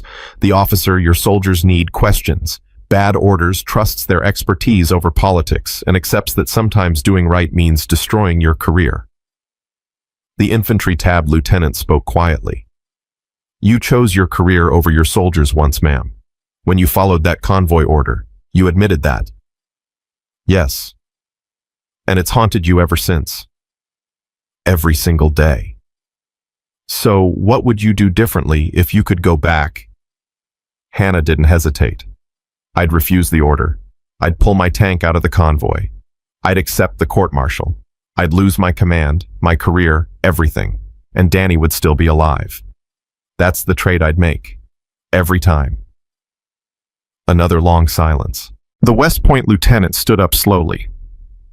Ma'am, if we're being honest, and you've asked us to be honest, most of us aren't brave enough to do that, to sacrifice our careers on instinct, to trust ourselves that much. I know. Hannah's voice was soft now. I wasn't brave enough either, not when it mattered. That's why I'm standing here telling you this story. So maybe one of you will be braver than I was. So maybe one of you will save your soldier when I couldn't save mine. Lieutenant Hawkins wiped her eyes. Ma'am, why did you retire? After everything you'd accomplished, after all the soldiers you'd saved, why walk away? Because I stopped trusting myself. Because every time I looked at a tank, I saw Danny's face. Because I couldn't stand the thought of commanding soldiers I might fail again. Hannah's voice cracked. I've been hiding for 5 years, Lieutenant. Working a quiet job. Staying invisible. Trying to pretend I'm not Captain Lewis anymore. Just Hannah. Regular civilian Hannah who doesn't have to make life and death decisions. But you came back, a male voice said from the side. Last week. You could have stayed behind the safety line. Could have let them fail. But you didn't. No, I didn't. Hannah looked at the coin in her hand. Because Casey, my platoon sergeant, would have kicked my ass if I'd let a perfectly good tank sit broken when I knew how to fix it. Because sometimes you don't get to choose when to be who you are. Sometimes the universe puts you exactly where you're needed, and you either step up or live with another failure. Colonel Thorne, who'd been silent this entire time, finally spoke. "Captain Lewis, may I ask you a question?" "Yes, sir." "Knowing what you know now, knowing the price you've paid, would you still choose armor? Would you still become an officer, or would you tell your younger self to pick a different path?" Hannah thought about that for a long moment. About Casey. About Danny. About Desert Rose and all the other tanks she'd commanded, fixed, loved. About the soldiers she'd saved and the ones she couldn't. About 15 years of choosing every day to be someone the world didn't quite believe could exist. I'd tell my younger self it's going to be harder than she imagines, that she'll have to be twice as good to be considered half as competent, that she'll lose soldiers and it will destroy her, that she'll spend 5 years hiding from who she is because the pain of being seen is too much. She looked at the 3 female lieutenants in the room. But I'd also tell her that it matters, that every time she proves a woman can command armor, she makes it easier for the next one, that her existence is resistance, that simply being excellent is a revolutionary act. She looked back at Thorne. "So yes, sir, I'd choose it again, even knowing the cost." The room erupted. Not with sound, the officers were too disciplined for that, but with movement, hands raised, bodies leaning forward. The energy had shifted from skeptical listening to engaged hunger. "Ma'am, what do we do when our superiors are wrong?" "You present evidence, you make your case, you document everything, and if they still won't listen, you make the hardest choice of your career." "Ma'am, how do we know when we're being rightfully confident versus dangerously arrogant?" Confidence invites questions. Arrogance dismisses them. If you can't explain why you're right to someone who disagrees, you're probably being arrogant. "Ma'am, what if we're the only ones who see the problem? What if everyone else thinks we're wrong?" "Then you'd better be absolutely certain you're right, because standing alone is expensive. But sometimes it's necessary." The questions kept coming. Hannah answered them all, her voice growing stronger as she realized what was happening. These officers weren't looking for a hero. They were looking for permission to be human, permission to doubt, permission to question, permission to be the kind of leaders the Army needed instead of the kind the Army expected. Finally, after 90 minutes that felt like 90 seconds, Colonel Thorne stood up. "Officers, Captain Lewis has given you more valuable instruction in the last hour and a half than most of you will receive in your entire careers. I expect you to treat her words with the gravity they deserve." He turned to Hannah. "Ma'am, I can't thank you enough. This is exactly what these officers needed to hear." Hannah tucked the challenge coin back in her pocket. "Sir, I'm not sure I gave them what they needed. I think I just traumatized them with honesty." "That's the same thing, Captain." He smiled slightly. "The truth is traumatic, especially when you're young and certain and the Army has told you everything is black and white. You just showed them the gray. They'll spend the rest of their careers trying to navigate it." The officers were standing now, gathering their things, but several were approaching the front of the room. Lieutenant Hawkins reached Hannah first. "Ma'am, thank you for being honest about your failure, for showing us that perfect officers don't exist." Her voice dropped. "And for showing us that women can command armor even when it costs everything." "Lieutenant, you can command armor. The question is whether you'll let anyone convince you otherwise." After today, Hawkins shook her head. "No, ma'am. Never again." The West Point lieutenant was next. "Ma'am, I owe you an apology. I came in here thinking this would be a feel-good session about how great the Army is. You gave us something much harder and much more valuable." "Don't apologize, Lieutenant. Just remember this conversation the first time you're tempted to dismiss someone because they don't fit your expectations." The infantry tab lieutenant approached last. "Ma'am, what you said about sacrificing your career for your soldiers. I'm not sure I'm that brave, but I'm going to try to be." "That's all anyone can do, Lieutenant. Try. And when you fail, because you will fail, learn from it. Don't hide from it like I did." As the room emptied, Hannah found herself alone with Colonel Thorne. He was watching her with an expression she couldn't quite read. "You know they're going to talk about this for years," he said quietly. "The day Captain Lewis came to Fort Moore and told them being a perfect officer is impossible. I didn't say it's impossible. I said it's not worth pursuing. There's a difference. Is there? He smiled. Hannah, what you did today, that's teaching. Real teaching. Not PowerPoint slides and doctrine. You showed them your scars and let them learn from your pain. That's the kind of instruction that changes careers.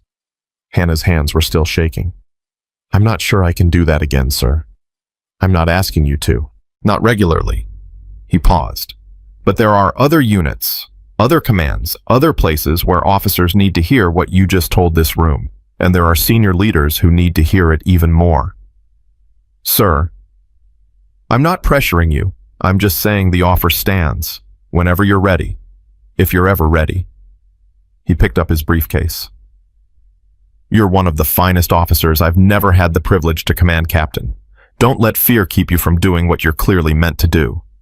He left her standing in the empty classroom alone with fluorescent lights and the ghosts of 46 young officers who'd just learned that expertise and trauma were often the same thing. Hannah pulled out her phone. 7 missed calls, 12 text messages. She scrolled through them quickly. 3 from former soldiers thanking her, 2 from reporters she'd never speak to, 1 from Chief Davis asking if they could reschedule their coffee meeting, and 1 from a number she didn't recognize, Captain Lewis. This is Colonel Sarah Martinez, Brigade Commander at Fort Carson. I heard what you did today. We need to talk. Hannah stared at the message for a long time. The classroom was very quiet. The kind of quiet that made you hear your own heartbeat, your own breathing, your own fear. She thought about Danny, about Casey, about Desert Rose, about all the soldiers she'd commanded, and all the lessons she'd learned, and all the failures she'd survived. Then she typed a response. Ma'am, I'm not sure I'm ready for whatever conversation you want to have. The response came back immediately. I'm not asking if you're ready. I'm asking if you're willing.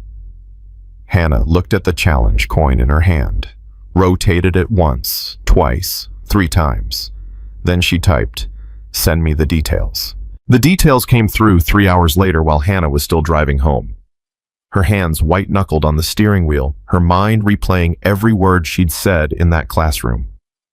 The phone buzzed, and she pulled over at a rest stop to read Colonel Martinez's message. Fort Carson, 3 days from now. We're implementing new maintenance protocols across the brigade, and my senior NCOs are resisting. They think computers are replacing their expertise. They're not entirely wrong. I need someone who can bridge that gap, someone who can speak both languages. One day, that's all I'm asking. Hannah typed back without thinking. What makes you think I can do that? The response was immediate, because you already did it at Fort Hood, because you speak mechanic and you speak officer and you speak computer, because my soldiers need to hear from someone who's been where they are. Hannah stared at the phone. 3 days. Fort Carson was in Colorado, a 5-hour flight, a world away from the quiet anonymity she'd built.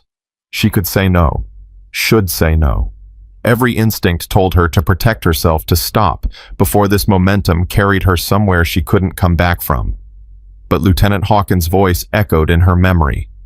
For people like me, it's proof that we're not crazy. She typed, one day. I'm not making any promises beyond that. That's all I need. I'll send travel arrangements.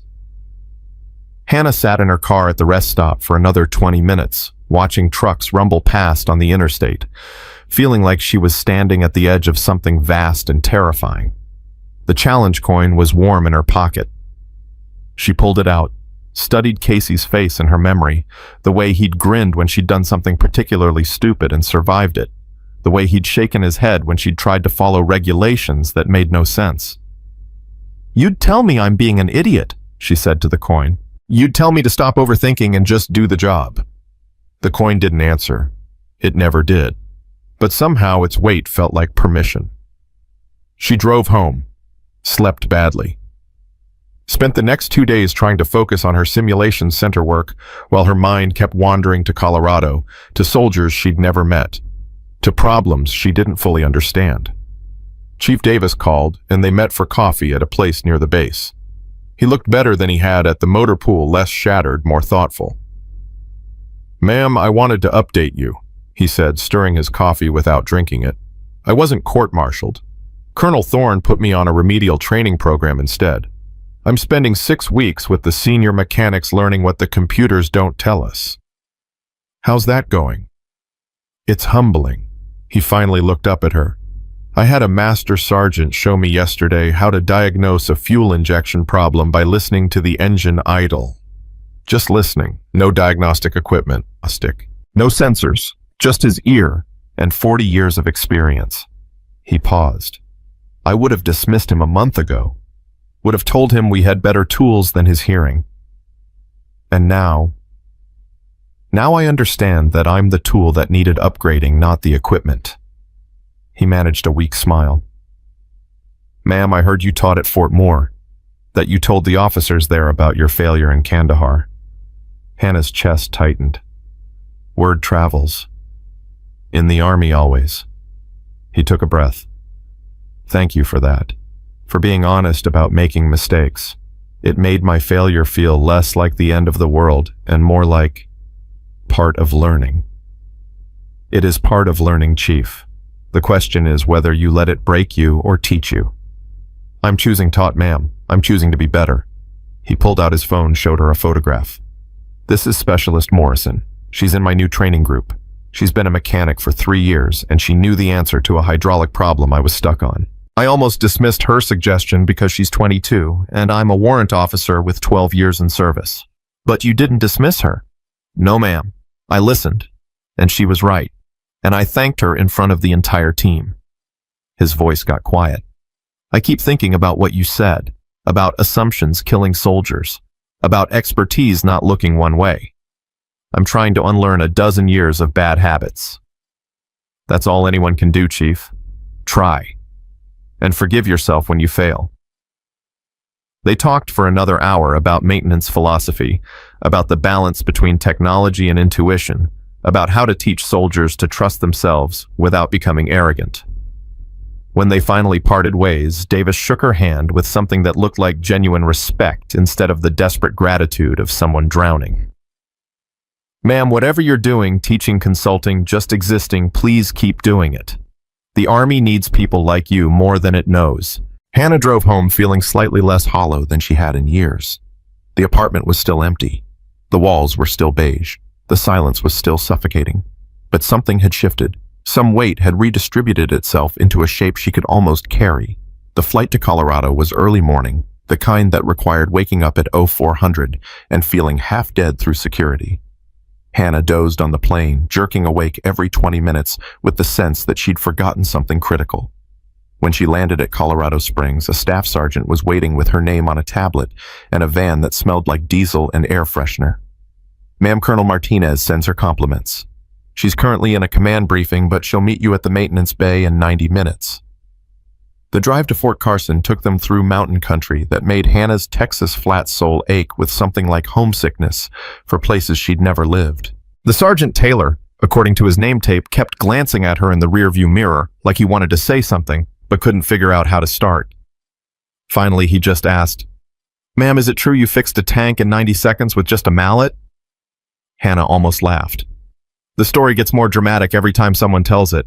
I fixed a sensor issue that took about 3 minutes. The mallet was just part of the process. Still, ma'am, that's impressive. He paused. We've got a situation here that's kind of similar. New diagnostic systems that are supposed to make everything easier, but they're making the senior mechanics feel obsolete. The young soldiers trust the computers. The old-timers trust their hands. And Colonel Martinez is caught in the middle trying to make both sides work together. Which side are you on, Sergeant? Honestly, ma'am, I don't know. I've been in for 8 years. I learned on the old systems, but I'm comfortable with the new ones. I can see both perspectives. He merged onto the highway.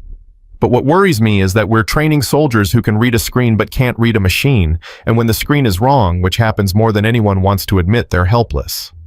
That's exactly the problem. Can you fix it, ma'am? The question hung in the air between them.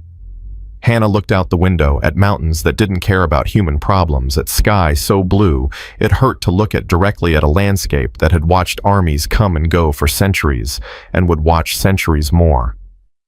I don't know if anyone can fix it, Sergeant, but maybe we can teach people to see it clearly. That's a start. The maintenance bay at Fort Carson was larger than the one at Fort Hood, more organized, cleaner.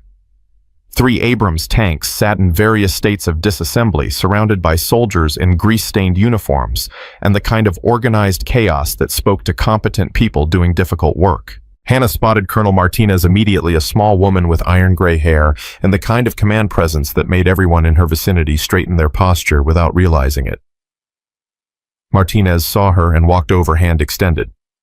"Captain Lewis, thank you for coming on short notice." "It's just Hannah now, ma'am. I'm not active duty anymore." "Once a captain, always a captain, especially when you've earned it the way you did." Martinez's handshake was firm, brief, professional. "Let me be direct. I've got 2 master sergeants who've been maintaining armor for a combined 60 years. They're the best we have. But they're also resistant to the new computerized diagnostic systems because they think rightly, in some cases, that the systems are garbage." "Are they garbage?" "Sometimes. The systems are learning algorithms that get better over time. But right now, they're about 70% accurate on complex problems, which means 30% of the time they're confidently wrong." Martinez started walking toward the nearest tank. "My young soldiers trust the 70% and ignore the mechanics who know better. My old soldiers refuse to touch the computers and insist everything should be done by hand. The result is a maintenance pipeline that's slower, less efficient, and full of resentment on both sides." "What do you want from me?" "I want you to talk to my senior NCOs. Show them that someone who understands both approaches, someone they'll respect, believes the new systems have value when used correctly. Then I want you to talk to my young soldiers and scare them straight about blind faith in computers." She stopped walking. "Essentially, I want you to be a translator. Make both sides understand they need each other." Hannah looked at the tanks, at the soldiers working on them, at the sophisticated diagnostic equipment sitting next to toolboxes that looked older than she was. "Ma'am, with respect, what makes you think they'll listen to me?" "Because you're Captain Hannah Lewis, and you've already proven that expertise matters more than technology. Because you've walked both paths. Because you speak their language." Martinez's voice softened slightly. "And because I heard what you told the officers at Fort Moore, about failure, about Danny Ortega, about the cost of not trusting yourself. My senior NCOs need to hear that story from someone who lived it." Hannah's stomach dropped. "Ma'am, I'm not sure. I'm not asking you to bleed for them again, Captain. I'm asking you to show them that the Army still values their expertise, that new systems don't erase old wisdom, that technology is a tool, not a replacement." Martinez met her eyes directly. "These are good soldiers. They're just scared they're being made obsolete. You can show them they're wrong." Before Hannah could respond, a voice bellowed across the maintenance bay. "Colonel, we've got a problem with Tank 7. The diagnostic system says the transmission is fine, but she's grinding gears like a teenager learning to drive stick." Martinez's expression didn't change, but Hannah saw the tension in her shoulders. "Master Sergeant Chen, come meet our guest." The man who approached was in his mid-50s, built like a fire hydrant, with hands that were more scar tissue than skin, and eyes that had seen every possible way a machine could break. He looked at Hannah with the particular skepticism mechanics reserved for officers they hadn't worked with before. "Master Sergeant, this is Captain Hannah Lewis, former commander of Crazy Horse Company 3rd ACR. Chen's skepticism vanished instantly, replaced by something like shock. "Holy hell, you're the Ramadi captain, the one who jury-rigged the actuator with battery cables." It was commo wire, Master Sergeant, and it was more luck than skill. "Ma'am, with respect, that's bullshit. I read the after-action report. You diagnosed a hydraulic failure in the middle of a firefight and improvised a mechanical bypass using materials you had on hand. That's not luck, that's expertise." He glanced at Martinez. "Ma'am, why is Captain Lewis here?" "She's here to help us solve our technology versus experience problem." Chen's expression went carefully neutral. "The computer problem, you mean?" "The integration problem," Martinez corrected. "Chen, you're the best armor mechanic in this brigade, but you refuse to touch the new diagnostic systems. Why? Because they're wrong 30% of the time, ma'am. and that 30% gets people killed. But they're right 70% of the time, Martinez countered, which makes the job faster and more efficient when used correctly. Faster doesn't matter if it's wrong, ma'am. Hannah watched the exchange with growing understanding. This wasn't about stubbornness or resistance to change. This was about fear. Chen had spent his entire career building expertise that he could trust absolutely. And now the army was telling him to trust something that failed 3 times out of 10. "Master Sergeant," Hannah said quietly, "what's wrong with Tank 7? Chen turned to her, grateful for the subject change. "Transmission slipping between 2nd and 3rd gear. Started 2 days ago. I checked the fluid levels, inspected the physical linkages, tested the pressure systems. Everything looks good by hand, but the diagnostic computer says all systems are green, so my commander won't authorize a depot-level inspection." "What do you think is wrong?" "I think there's a hairline fracture in the torque converter housing. Too small for the sensors to detect, but large enough to cause intermittent failures under load." He crossed his arms. "But I can't prove it without pulling the entire transmission, which is a 40-hour job. And I can't get authorization for a 40-hour job when the computer says nothing's wrong." Hannah walked over to Tank 7, climbed up without asking permission. Chen followed her, and she could feel him watching her every move with the intensity of a master evaluating a student. She leaned into the engine compartment, not looking at anything specific, just listening. The idle was smooth. No unusual vibrations, no obvious sounds of mechanical distress. But there was a subtle wrongness in the frequency of the transmission's hum, like a singer slightly off pitch. "Master Sergeant, start her up and cycle through the gears." Slowly. Chen dropped into the driver's position. The turbine spooled up with its familiar whine. He engaged the transmission. 1st gear was smooth. 2nd gear was smooth. The transition to 3rd produced a sound that lasted maybe half a second, a faint grinding that was almost below the threshold of hearing. Hannah closed her eyes and listened to it again. And again. On the 4th repetition, she heard what Chen had heard. The torque converter was flexing under load, not failing, not yet, but stressed in a way that would eventually catastrophically fail at the worst possible moment. She climbed down. "You're right, Master Sergeant. The torque converter housing has a stress fracture. The diagnostic system can't see it because the fracture only opens under rotational load and the sensors measure static pressure. By the time the computer recognizes the problem, you'll have metal shavings through the entire transmission system."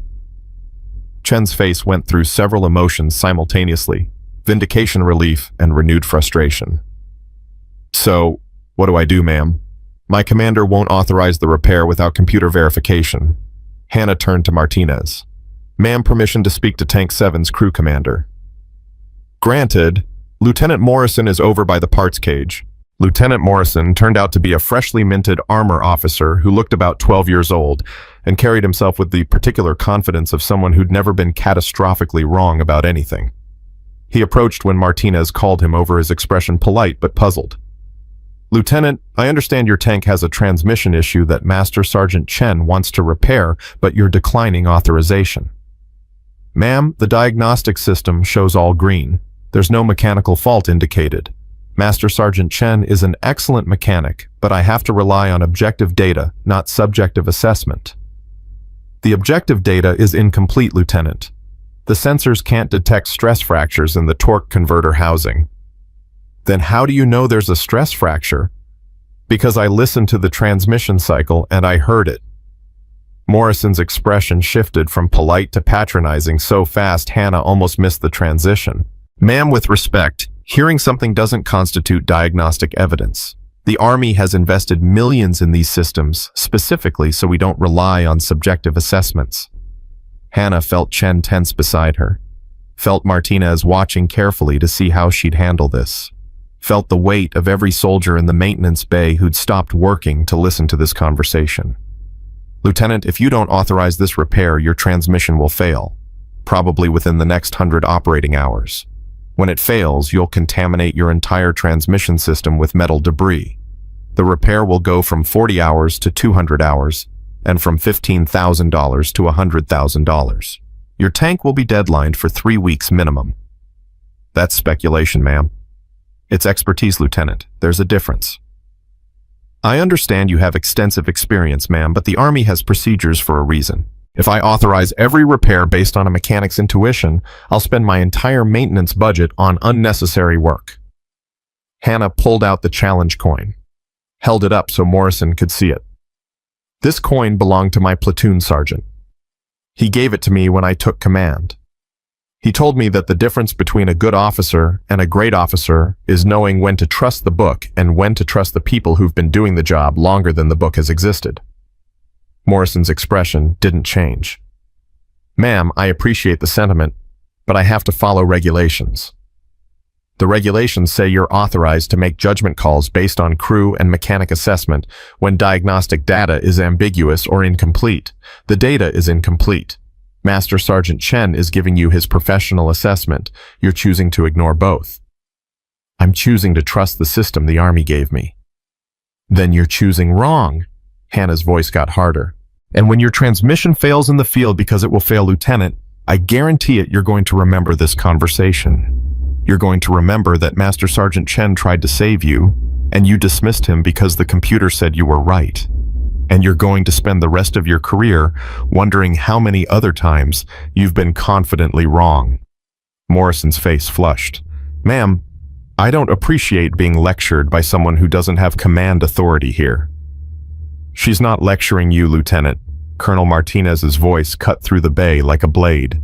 She's warning you, and you'd be wise to listen. Morrison straightened to attention. Ma'am, the diagnostic protocols are clear. The protocols are guidelines, not scripture. And right now you have 2 subject matter experts telling you there's a problem your computer can't see. You want to know what I'm going to put in your evaluation report if you're wrong? That you valued procedure over expertise, that you dismissed experienced input in favor of automated systems, that you cost the Army $100,000 because you were too proud to listen. Morrison's face went from red to white. Ma'am, I authorize the repair, Lieutenant, now. Yes, ma'am. As Morrison walked away to file the authorization, Chen let out a long breath. Thank you, Colonel, both of you. Martinez looked at Hannah. That's why you're here, Captain. To show officers like Morrison that the computer is a tool, not an oracle. And to show NCOs like Chen that having experts like you validate their expertise makes the fight worth fighting. Ma'am, I didn't do anything special. I just listened. That's exactly what makes it special, Martinez said. The fact that you think listening is ordinary shows how extraordinary you actually are. The next 3 hours were a blur of similar conversations.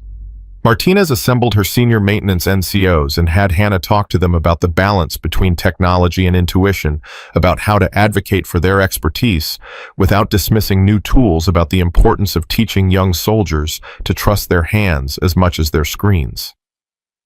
Then she gathered the younger soldiers and had Hannah explain what happened when you trusted computers blindly, when you dismissed experience, when you chose the comfortable certainty of data over the uncomfortable ambiguity of judgment. She told them about Danny, about the mission she should have refused, about the price of being right but not brave enough to act on it. Some of them looked uncomfortable, some looked shocked, but all of them listened with the intensity of people learning something they hadn't known they needed to know. During a break, Master Sergeant Chen pulled her aside. Ma'am, can I ask you something? Of course. Why did you retire after everything you accomplished after being one of the best armor officers in the Army? Why walk away? Hannah looked at him for a long moment, trying to decide how honest to be. Finally, she just told the truth. Because I stopped trusting myself, Master Sergeant. Because I made a mistake that cost a soldier's life and I couldn't live with the possibility of making that mistake again, so I hid. For 5 years. Worked a quiet job. Stayed invisible. Tried to pretend I was someone else. And now I'm trying to figure out if being Captain Lewis again is worth the pain it costs to be her. She pulled out the challenge coin, showed it to him. This belonged to my platoon sergeant. He told me the coin was a reminder to be the officer my soldiers needed, not the officer I wanted to be. I've been trying to be neither for 5 years. Maybe it's time to try being both. Chen studied the coin, then met her eyes. Ma'am, speaking for soldiers who've never had the privilege of serving under you, we need officers like you. Officers who know that expertise matters. who will listen to us when we say the computer's wrong, who understand that machines lie and people usually don't. He paused. Whatever pain it costs you to be Captain Lewis, it's worth it to us, just so you know. Hannah's throat closed up. She couldn't speak, just nodded and tucked the coin away before her hands started shaking too badly to hold it. The day ended with a dinner in the officers' club, where Martinez presented Hannah to the brigade command team. Colonels and lieutenant colonels and majors who'd all heard the story, who all wanted to shake her hand and tell her how much the Army needed people like her. Hannah smiled and made appropriate noises and felt like a fraud the entire time. But when a female major, one of 3 women in a room of 30 officers, pulled her aside afterward and said, "Thank you for existing, ma'am, for showing us it's possible," Hannah felt something in her chest unlock for the second time in a week. It's more than possible, Major. It's necessary. We need officers who look different, think different, bring different perspectives. The Army doesn't know that yet. Not really, but they will. The flight home the next morning was delayed by weather, giving Hannah 3 hours in the airport to process everything that had happened. She bought terrible coffee and sat in a plastic chair watching planes take off and land, feeling like she was waiting for something but not knowing what. Her phone buzzed. A text from Colonel Martinez. "You changed minds yesterday. Changed the way my NCOs see themselves. Changed the way my young officers think about expertise. Whatever you decide to do next, know that you made a difference here." Then another text from an unknown number. "Captain Lewis, this is Master Sergeant Chen. I wanted you to know we pulled Tank 7's transmission this morning. You were right. Stress fracture in the torque converter exactly where you said it would be. If we'd waited another week, it would have catastrophically failed. You saved my career and probably someone's life. Thank you." Then another, "Ma'am, this is Lieutenant Morrison. I owe you an apology. You were right and I was wrong, and I'll never make that mistake again. Thank you for the lesson. It was expensive for my pride, but worth it for my education." Then another, and another, and another. By the time Hannah's flight finally boarded, she had 17 new messages from soldiers she'd talked to, taught, challenged, or simply existed in front of for a few hours. Every single one of them said some version of the same thing: you mattered. You changed something. Thank you for showing us what we needed to see. Hannah sat in her window seat looking out at clouds that stretched forever and realized something that made her chest hurt and her eyes sting. She'd spent 5 years trying to stop being Captain Lewis, trying to be invisible, trying to convince herself that who she'd been didn't matter anymore. But these soldiers, these NCOs and lieutenants and mechanics and officers, they needed Captain Lewis. They needed someone who'd failed and survived it. Someone who'd been right when everyone said she was wrong. Someone who'd paid the price for expertise and kept going anyway. Danny would never be a teacher. Would never stand in front of a classroom and help students understand history. But maybe Hannah could do it for him. Could stand in front of soldiers and help them understand that expertise mattered, that instinct mattered, that being different wasn't a liability, but a strength. Maybe that was enough. Maybe that was how you honored the dead, by teaching the living what their deaths had cost you to learn. Hannah pulled out her phone and typed a message to Colonel Thorne, "Sir," about that teaching position. "I'm ready to talk about it. For real this time." His response came before her plane even took off. "Name your terms, Captain. The Army needs you. More than I think you realize." Hannah looked out the window as the plane began to taxi, watched the ground fall away, watched Colorado disappear beneath clouds. Felt like she was finally, after 5 years of running, heading somewhere that mattered. The challenge coin was warm in her pocket. Casey's voice echoed in her memory. "The hardest thing about being a good officer is accepting that you're never done failing. You just get better at learning from it." "I'm trying, Casey," she whispered to the window, to the sky, to the ghost of the man who'd taught her everything that mattered. "I'm finally trying." And for the first time in 5 years, that felt like enough. The terms Hannah named were simple part-time, no more than 2 days a week, complete autonomy over curriculum, and the absolute right to walk away if it stopped working. Colonel Thorne agreed to everything without negotiation, which told Hannah more about how desperate the Army was for what she offered than any recruiting pitch could have. The official title was senior technical advisor to the armor school, which sounded impressive and meant almost nothing. What it actually meant was that Hannah spent Tuesday and Wednesday of each week at Fort Moore standing in front of officers and NCOs telling them uncomfortable truths about expertise and failure and the difference between following orders and doing right. The first month was brutal. Not because the teaching was hard. Teaching came naturally, like muscle memory she'd forgotten she had.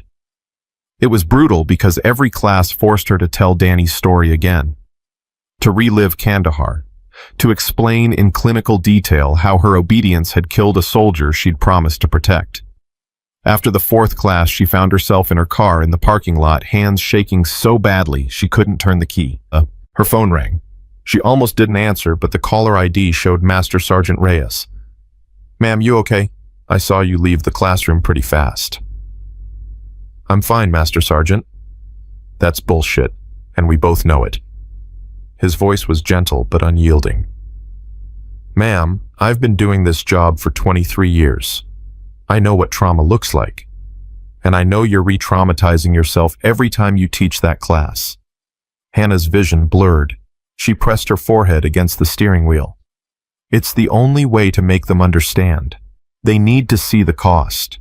They need to know that mistakes aren't abstract. They need to learn, ma'am.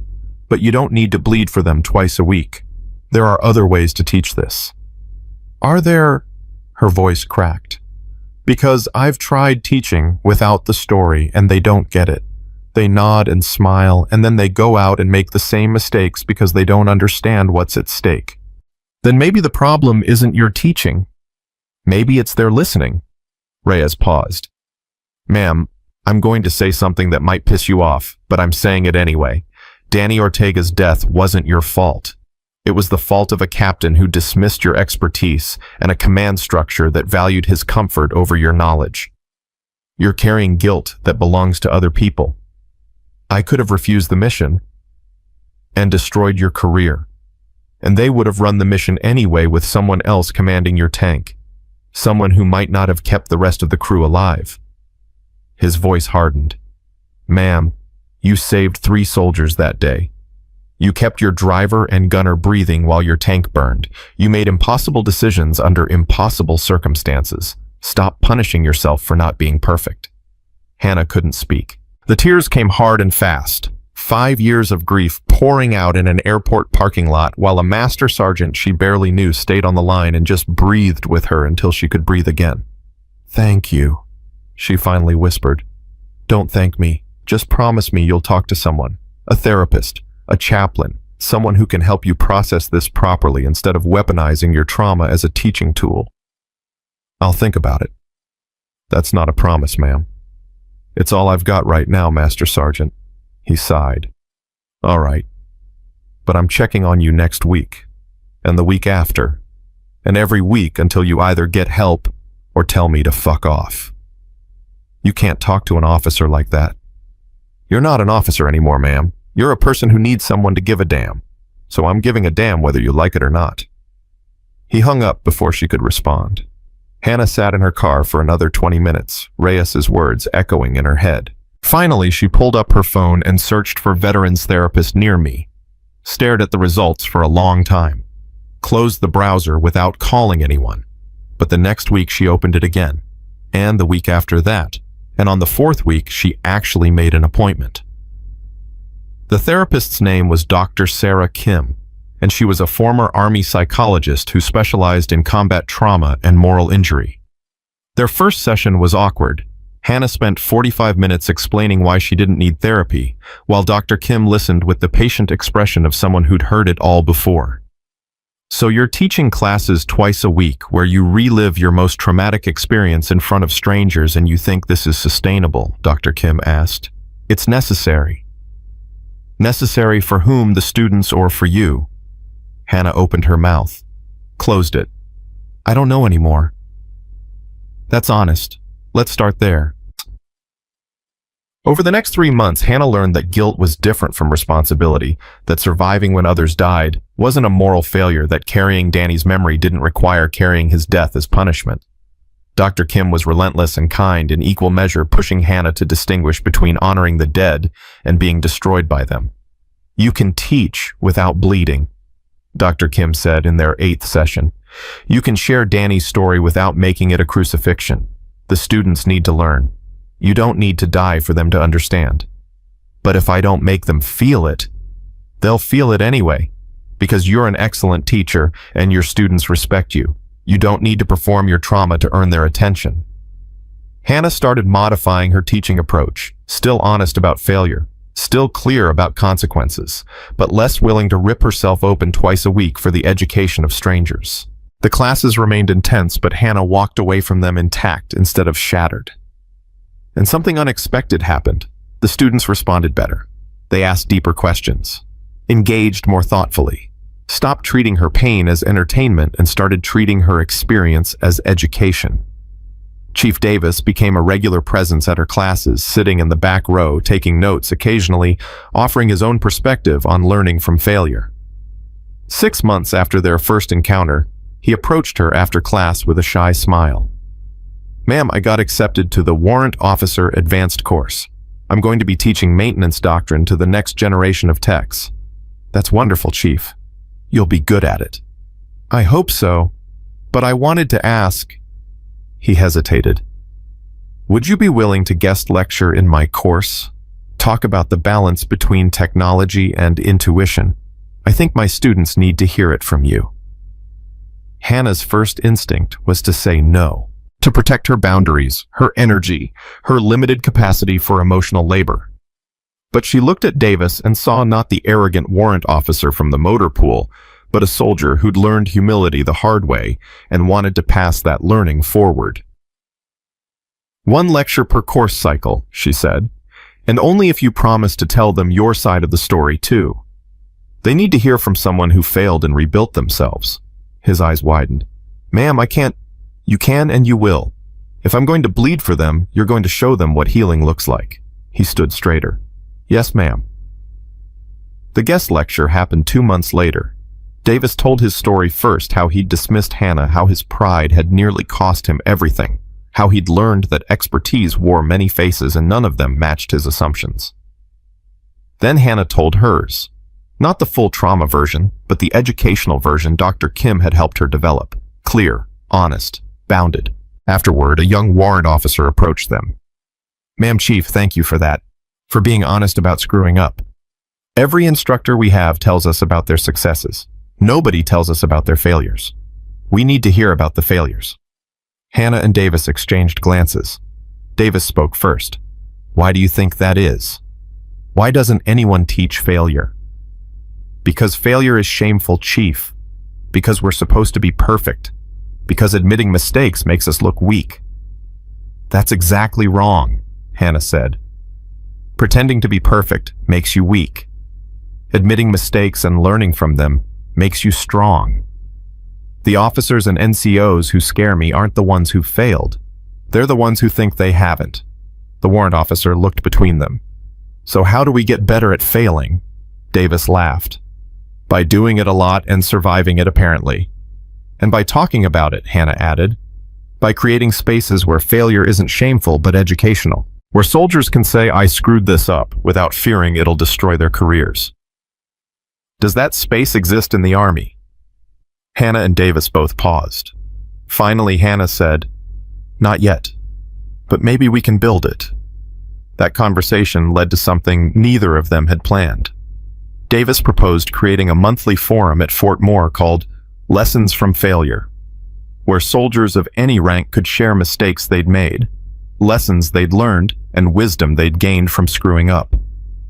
Hannah agreed to moderate if Davis would co-facilitate. Colonel Thorne approved it immediately. "If this works, we're expanding it Army-wide. The culture of false perfection is killing us.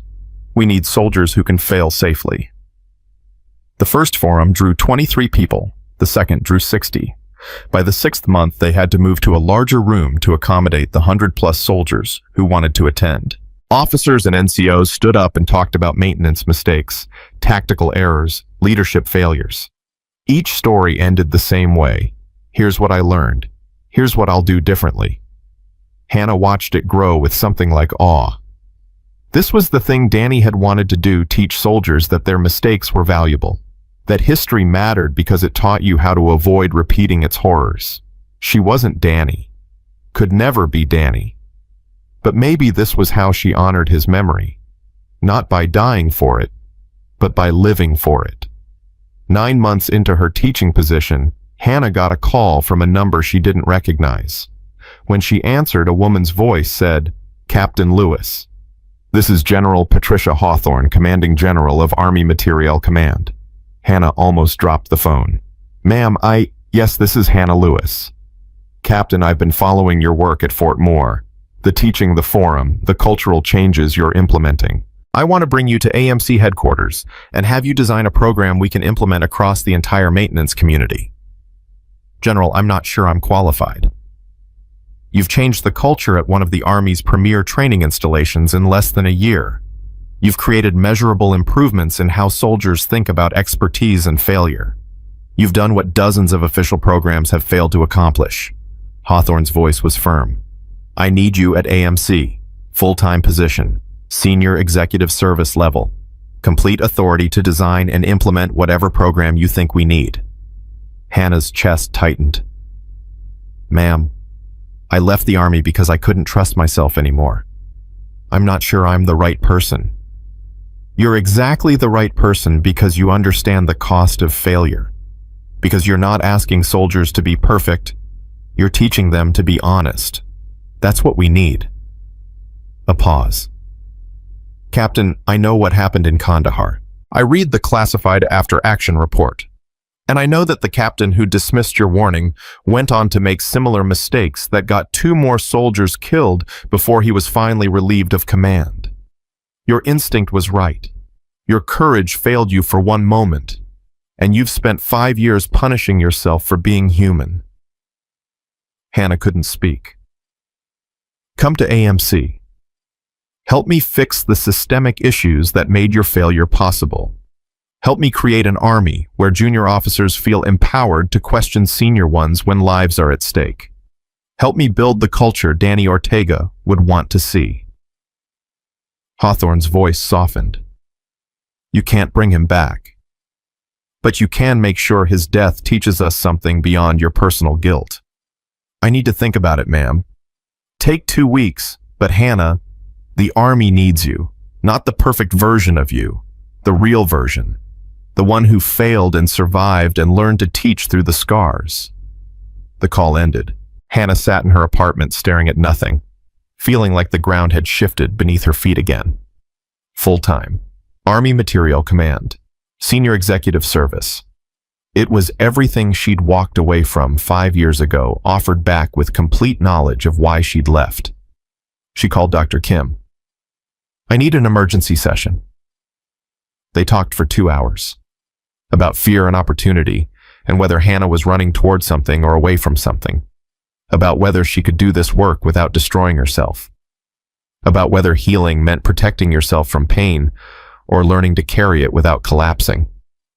"What scares you most about this job?" Dr. Kim asked.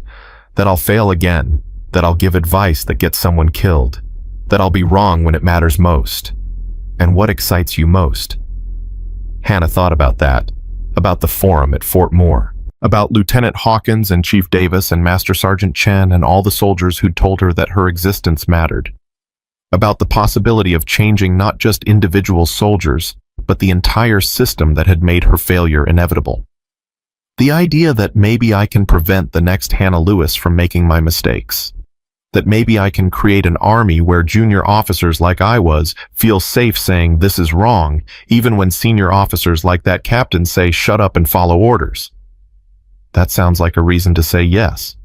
It sounds like hubris. It sounds like purpose. Dr. Kim leaned forward.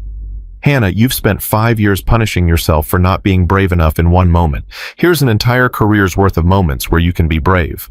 The question isn't whether you're qualified. The question is whether you're willing."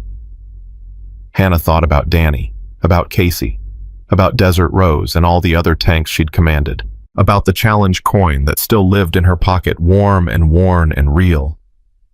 "I'm willing," she whispered. She called General Hawthorne the next day and accepted the position. The transition took 3 months. Hannah had to resign from her contractor job, relocate to Alabama, where AMC headquarters was based, and undergo the security clearance process for senior executive service. Colonel Thorne threw her a farewell event at Fort Moore that was supposed to be a small gathering and turned into 200 soldiers showing up to thank her for changing how they thought about their jobs. Lieutenant Hawkins, now a first lieutenant commanding her own tank platoon, stood up and spoke. "Ma'am, before you came to Fort Moore, I was considering leaving the Army. I was tired of fighting. Tired of being the woman who had to be twice as good to be considered half as competent. Tired of wondering if I belonged." Her voice strengthened. "You showed me that I do belong. That expertise matters more than expectations. That being different isn't a liability but an asset. I'm staying in the Army because you proved it was possible." Chief Davis spoke next. "Ma'am, you saved my career by destroying my pride. You taught me that being wrong isn't failure. Refusing to learn is failure. Everything good I do from here forward, I owe to the lesson you taught me at that motor pool." Master Sergeant Reyes was last. "Ma'am, you're the finest officer I've never served under. You took your worst moment and turned it into everyone else's best lesson. That's not just good teaching. That's courage." Hannah tried to speak and couldn't. Just nodded and wiped her eyes and felt the weight of their words settle into the places where guilt had lived for 5 years. She started at AMC the following Monday. Her office was small and functional. Her title was impressive but meaningless, and her mission was impossible. Change how the Army thought about expertise, failure, and the relationship between technology and human judgment. She spent the first month interviewing soldiers across the maintenance community, mechanics and officers and warrant officers and senior NCOs. Everyone had the same story in different words. The Army was teaching them to trust computers over instinct procedure, over judgment, and the result was slower repairs, more expensive mistakes, and a workforce that felt increasingly obsolete. "We're not trusted anymore," one master sergeant told her. "The young soldiers look at us like we're dinosaurs. They think the computer knows better than we do." "And sometimes it does," a young specialist countered. "The old-timers refuse to learn the new systems. They want everything done the way it was 20 years ago." Hannah listened to both sides and heard the same problem expressed differently. The Army had created a false choice between technology and expertise, between new methods and old wisdom. The solution wasn't to choose sides, but to integrate them. She designed a program called Hybrid Diagnosis Protocol, a system that required both computer analysis and human verification for any major repair decision.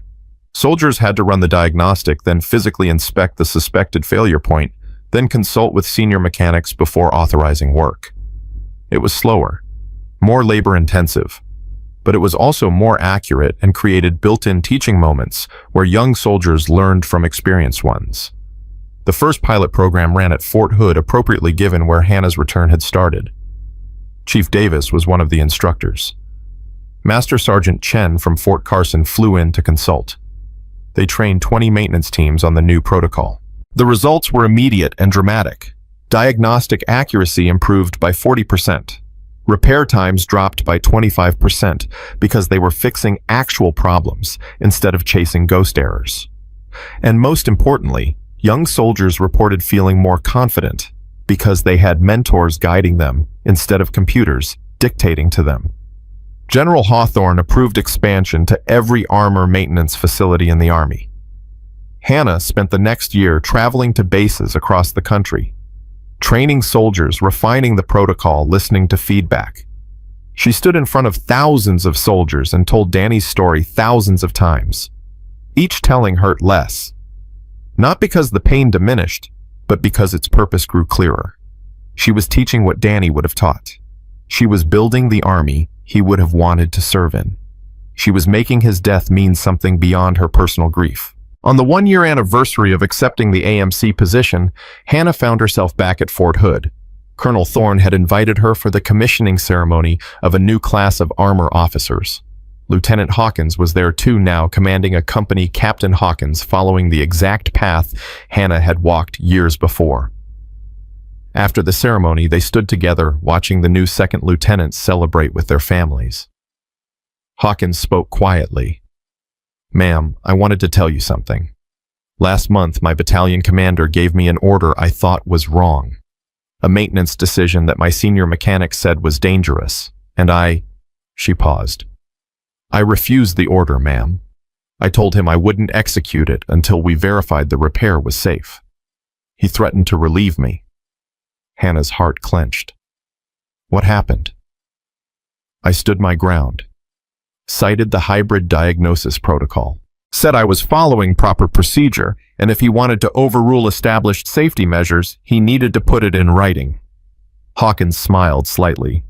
He backed down, and it turned out the mechanic was right. The repair would have catastrophically failed. My commander apologized afterward. Said I'd shown good judgment. That took courage, Captain. It took your example, ma'am. If you hadn't shown me that being right was more important than being obedient, I would have followed that order, and soldiers might have died. Hawkins met her eyes. "So thank you for being brave enough to teach us what your failure cost you to learn."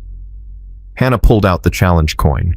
She'd carried it every day for 6 years through retirement and returned through trauma and healing through failure and redemption. She looked at it for a long moment, then held it out to Hawkins. "This belonged to my platoon sergeant. He gave it to me when I took command. It's supposed to remind you to be the officer your soldiers need, not the officer you want to be." Hawkins's eyes widened. "Ma'am, I can't." "You can and you will, because you just did what I couldn't do 6 years ago. You refused a bad order and saved lives. That's exactly the kind of officer this coin was meant for." Hannah pressed it into her hand. "Carry it. When things get hard, when you're tempted to choose your career over your soldiers, hold it and remember that courage matters more than comfort." Hawkins closed her fingers around the coin. "Ma'am, what will you carry?" Hannah thought about that, about Danny and Casey and Desert Rose and all the weight she'd carried for so long, about the guilt she'd weaponized into teaching and the healing she'd found in helping others. "I'll carry the lessons," she said. "I'll carry the responsibility. I'll carry the mission forward. That's enough." They stood in silence for a moment. Then Hawkins asked, "Ma'am, do you think Danny would be proud of what you've built?" Hannah's throat tightened. She thought about the eager young loader who'd wanted to teach history, who'd believed that mistakes were valuable, who'd died because Hannah hadn't been brave enough to trust herself. "I think he'd say I took too long to start, that I wasted 5 years hiding when I should have been teaching." She smiled through tears. "But yeah, I think he'd be proud. I think he'd say I finally figured out how to honor his memory by living forward instead of drowning backward." 6 months later, Hannah stood in the Pentagon briefing a room full of generals on the results of the hybrid diagnosis protocol. The data was overwhelming. Improved accuracy, faster repairs, better retention of experienced mechanics, higher confidence among junior soldiers. The program had proven itself beyond any reasonable doubt. General Hawthorne stood up when Hannah finished. "Ladies and gentlemen, what you're seeing is a fundamental cultural shift. We're teaching soldiers to trust their judgment again, to value experience alongside technology, to understand that expertise doesn't always come from a computer screen." She turned to Hannah. "Ms. Lewis has accomplished in 18 months what dozens of programs have failed to accomplish in decades. She's changed how we think about maintenance, about expertise, about the relationship between soldier and machine."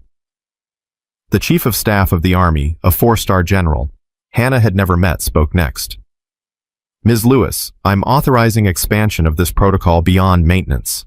I want you to design similar programs for operations, logistics, and intelligence.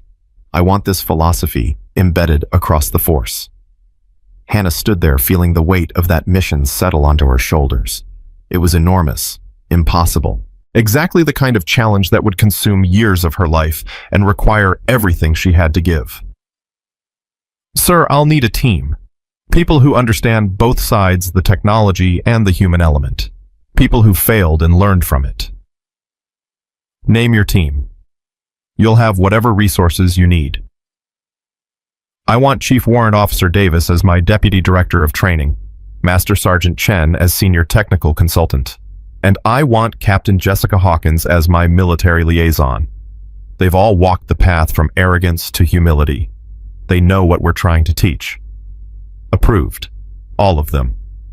Hannah left the Pentagon that evening feeling something she hadn't felt in 7 years' purpose. Not the haunted, trauma-driven purpose that had sent her into hiding. Real purpose. The kind that built futures instead of dwelling in past failures. She drove to Arlington National Cemetery. It was nearly closing time, but she knew where she was going, and the guards recognized her. Now she came every month without fail.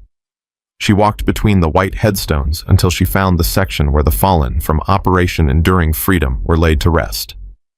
Danny Ortega's headstone was simple like all the others. Just his name, his rank, his dates. But someone, probably his family, possibly former members of Crazy Horse Company, had left fresh flowers. They did that every week without fail. Hannah had met them once, told them she was sorry, listened to them say it wasn't her fault. She didn't believe them yet, might never believe them, but she was learning to carry the guilt without letting it destroy her. "Hey, Danny," she said quietly, kneeling in front of the stone. "I've been busy. Building that thing you wanted to build, teaching soldiers that mistakes matter, that history matters, that we can learn from failure without being destroyed by it." A breeze rustled through the trees. Somewhere in the distance, a bugler was playing taps for another soldier being laid to rest. "I gave away Casey's coin today, to an officer who's braver than I was, who refused a bad order and saved lives. I think you'd like her. She wants to change the Army from the inside, make it better for the next generation." Hannah smiled despite the tears. "Kind of like what you wanted to do, actually." She stood up, brushed dirt from her knees. "I'm not asking for forgiveness anymore, Danny. I don't think I deserve it, and I don't think you can give it. But I'm asking for something else. I'm asking that your death keeps mattering. That every soldier I teach, every protocol I design, every culture shift I help create, I'm asking that it all counts as honoring your memory. That's the best I can do." The breeze picked up. The flowers on his grave stirred slightly. Hannah walked back to her car feeling lighter than she had in years. Not healed. Healing was an ongoing process, not a destination, but whole enough to keep going. Whole enough to do the work. Whole enough to be Captain Hannah Lewis again without it destroying her. She drove home as the sun set, the Pentagon glowing in her rearview mirror, the future spreading out before her like territory waiting to be explored. She thought about all the soldiers she'd teach, all the lives she'd touch, all the failures she'd help people survive. She thought about Danny, teaching history to students he'd never meet. About Casey teaching mechanics to soldiers he'd never know. About how the dead lived on in the lessons they left behind and the people brave enough to carry those lessons forward. And she thought about Desert Rose still serving somewhere, still roaring when asked, still teaching young tank commanders that machines and people needed each other, that technology without judgment was dangerous, and judgment without technology was blind. The best wisdom lived in the integration of both. Hannah Lewis had spent 15 years learning that lesson in fire and blood. Had spent 5 years hiding from it. And now she'd spend however many years remain teaching it to everyone who'd listen. That was enough. That was more than enough. That was everything Danny's death and Casey's wisdom and her own hard-earned survival had taught her was possible. She'd been broken, and she'd rebuilt herself. She'd failed, and she'd learned. She'd hidden, and she'd returned. And now she was exactly where she needed to be, doing exactly what she was meant to do, teaching exactly what the Army needed to learn. Some officers led from the front. Some led from the middle. Hannah Lewis led from her scars, and she taught an entire generation of soldiers that surviving failure with wisdom intact was the truest form of courage the Army would ever need.